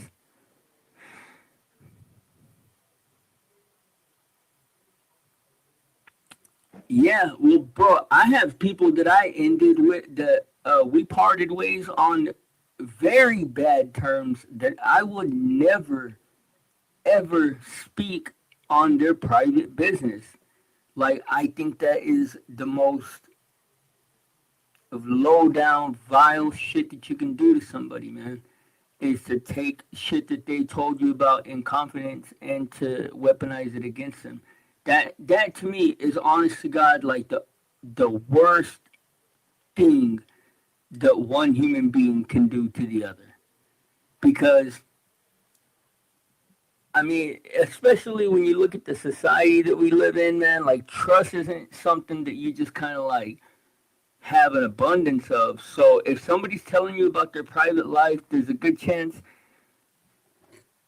there's an element of trust involved. And by you speaking on that private information, man, you're completely betraying that. And you're completely like it shows that you have no value, that you don't value that person, in my opinion. Like, when you do that, it shows that you have no value for that person because you don't care how they fucking feel about the fact that you're betraying y'all's privacy. Of you. But I do think with the High Priestess card, you may come off a little bit mysterious. So even though you give, again, Golden Retriever energy, like you may not, people may not feel that off you, like when they first meet you, right? In fact, I'm getting that people, they don't really know how, like they can't read you. With the High Priestess energy here, you can read people, Hell but they yeah. cannot read you. Oh yeah, that's the other thing AI taught me about myself is that I am a mystery, and that is very, very cool considering how easily I read people, even like non-verbals and shit like that. Well, I'm wondering why they are, especially if it was never established and it was trusting by to them. It becomes an assessment. Huh? Well, I'm wondering why they are, especially if it was never established. I was trusting to them. Well, yeah, I choose to always lean on the side of confidence. I mean, you're right, it is an assessment, but I always, bro, there's just something respectable about somebody that knows how to keep something discreet. And I'm not talking about secrets. I mean, you could extend that to secrets, but like just somebody that knows how to be discreet. To me, there's just something that's like super respectable in that.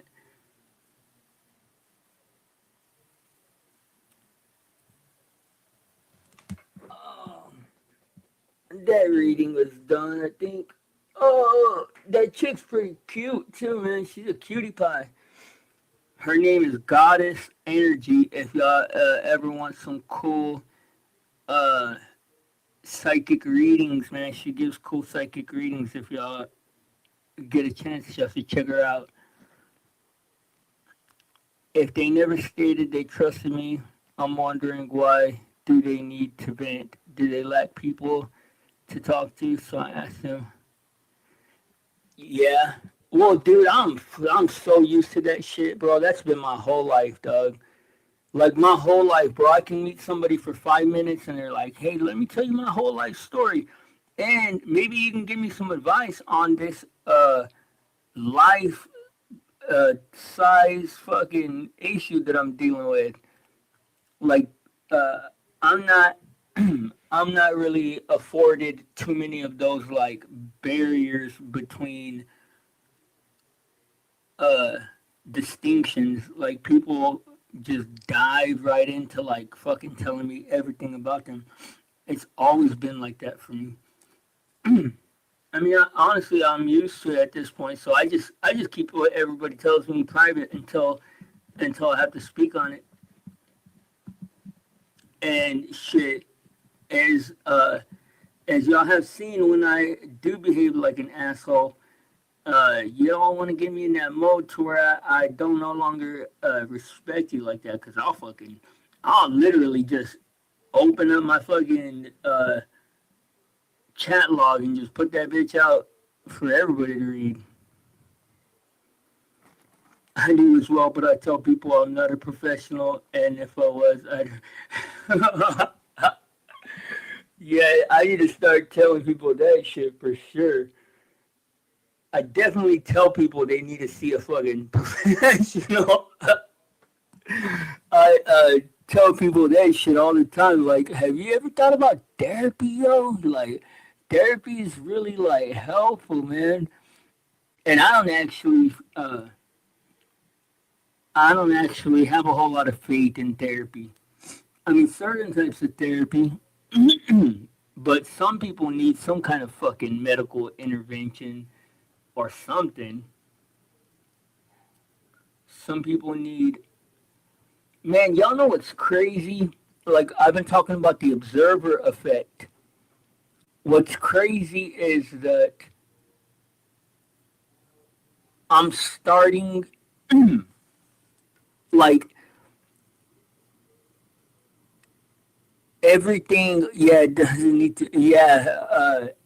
I'm just saying, in some extreme cases, like, it could be. But, like, it's crazy because, like, everything, you know how we're talking about the observer effect and how you have an effect on the things you observe?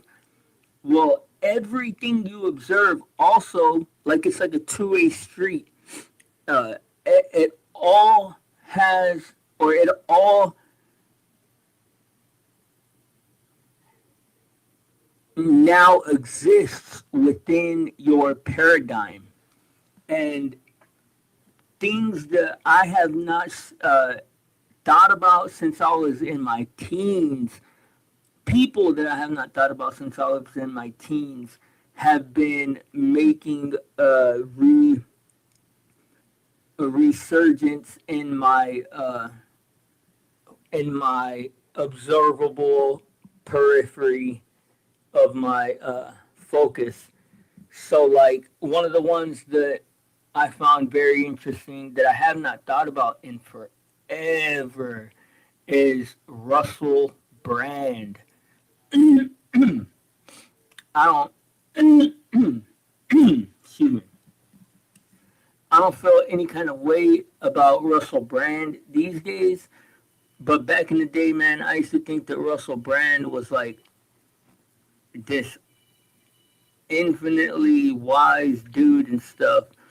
Man, it's more of the saying, when you change your perspective of the situation, the things in the situation change also. Yeah, but I was talking about the double slit experiment and other controlled experiments where it can be proven that your observation has an actual effect on the base material. Like, did you know what a random number generator is, right? Well, there are experiments that show certain people being able to affect the outcome of said generators simply by focusing their thoughts. Like, let's say you're running the generator and I'm doing the guessing, and you're like, okay, blind, we're gonna do 25 numbers and let's see how many of them you get right. Well, according to these experiments, there have been instances where, and it's only specific people, it's only certain people, which kind of helps to like reiterate what I've been saying about people being alive and here, but not actually in possession of consciousness. But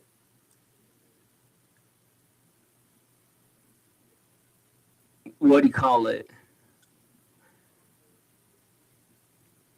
but they were able to affect the outcome. Though it is random, though, is the thing, is that what makes it random is the entropy that it's based on. Like some are based on like static noise. I'm not sure like the intricacies of how they work, but they're random.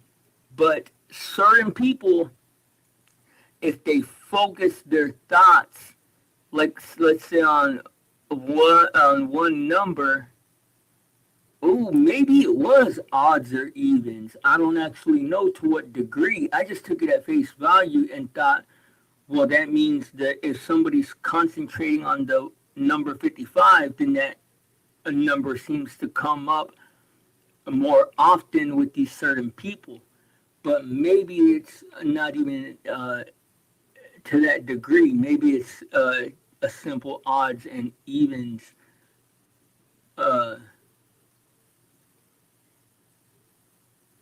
instance. I don't know. Let's check it out. Shit. Oh, dude. Another thing I was looking into is there are times when the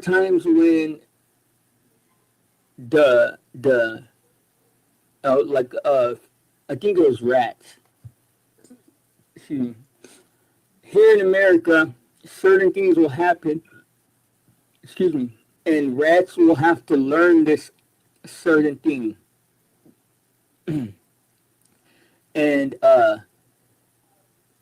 all the way across the world in Europe, the rats in Europe, which there's like no connection between the rats over here and the rats in Europe. At the same time, though, the rats will develop that quality simultaneously. And it's like, what is connecting them if it's not the physical space?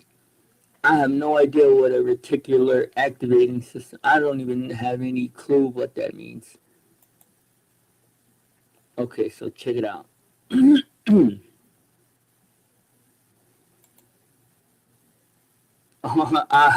Bro, I almost had what's this dude's name? Sonar, Gemini, GPT, Claude, Kimi K, and Nemotron 3.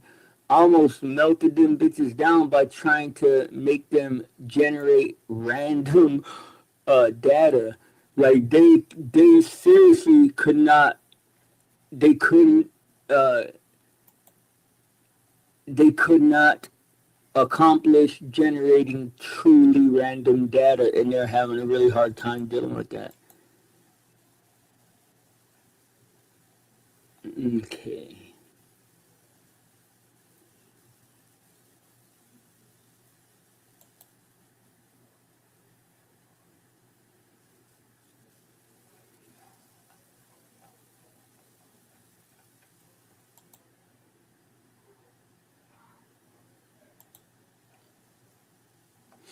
This is the best they could come up with.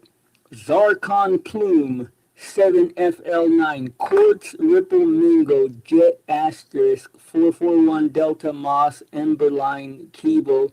It could not exit the framing it in the framework of a sentence structure, which is weird because ChatGPT was able to do it when I prompted ChatGPT directly, but when I used the Perplexity filter, I wasn't able to. Look it up, it'll tell you a lot about ambition and reflective memory. It's an early psych lesson about the brain. Okay, yeah, I'll check it out, sure. Well, it's now that you say that, it sounds like something that I might have seen in passing, but I definitely don't have any kind of extensive understanding of it. The reticular activating system sounds interesting. Okay. I know I asked it about this thing about the rats, man. Dude, the thing, who is this? Nematron. That, this LLM went into like such great detail explaining how random data is generated though, and why it has such a hard time producing it.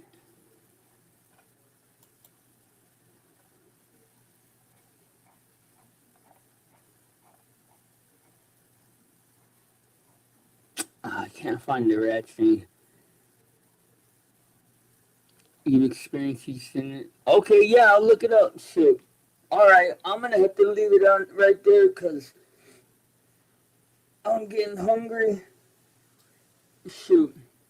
Wrestler, thank you for joining me. Gatsby, thank you for joining me.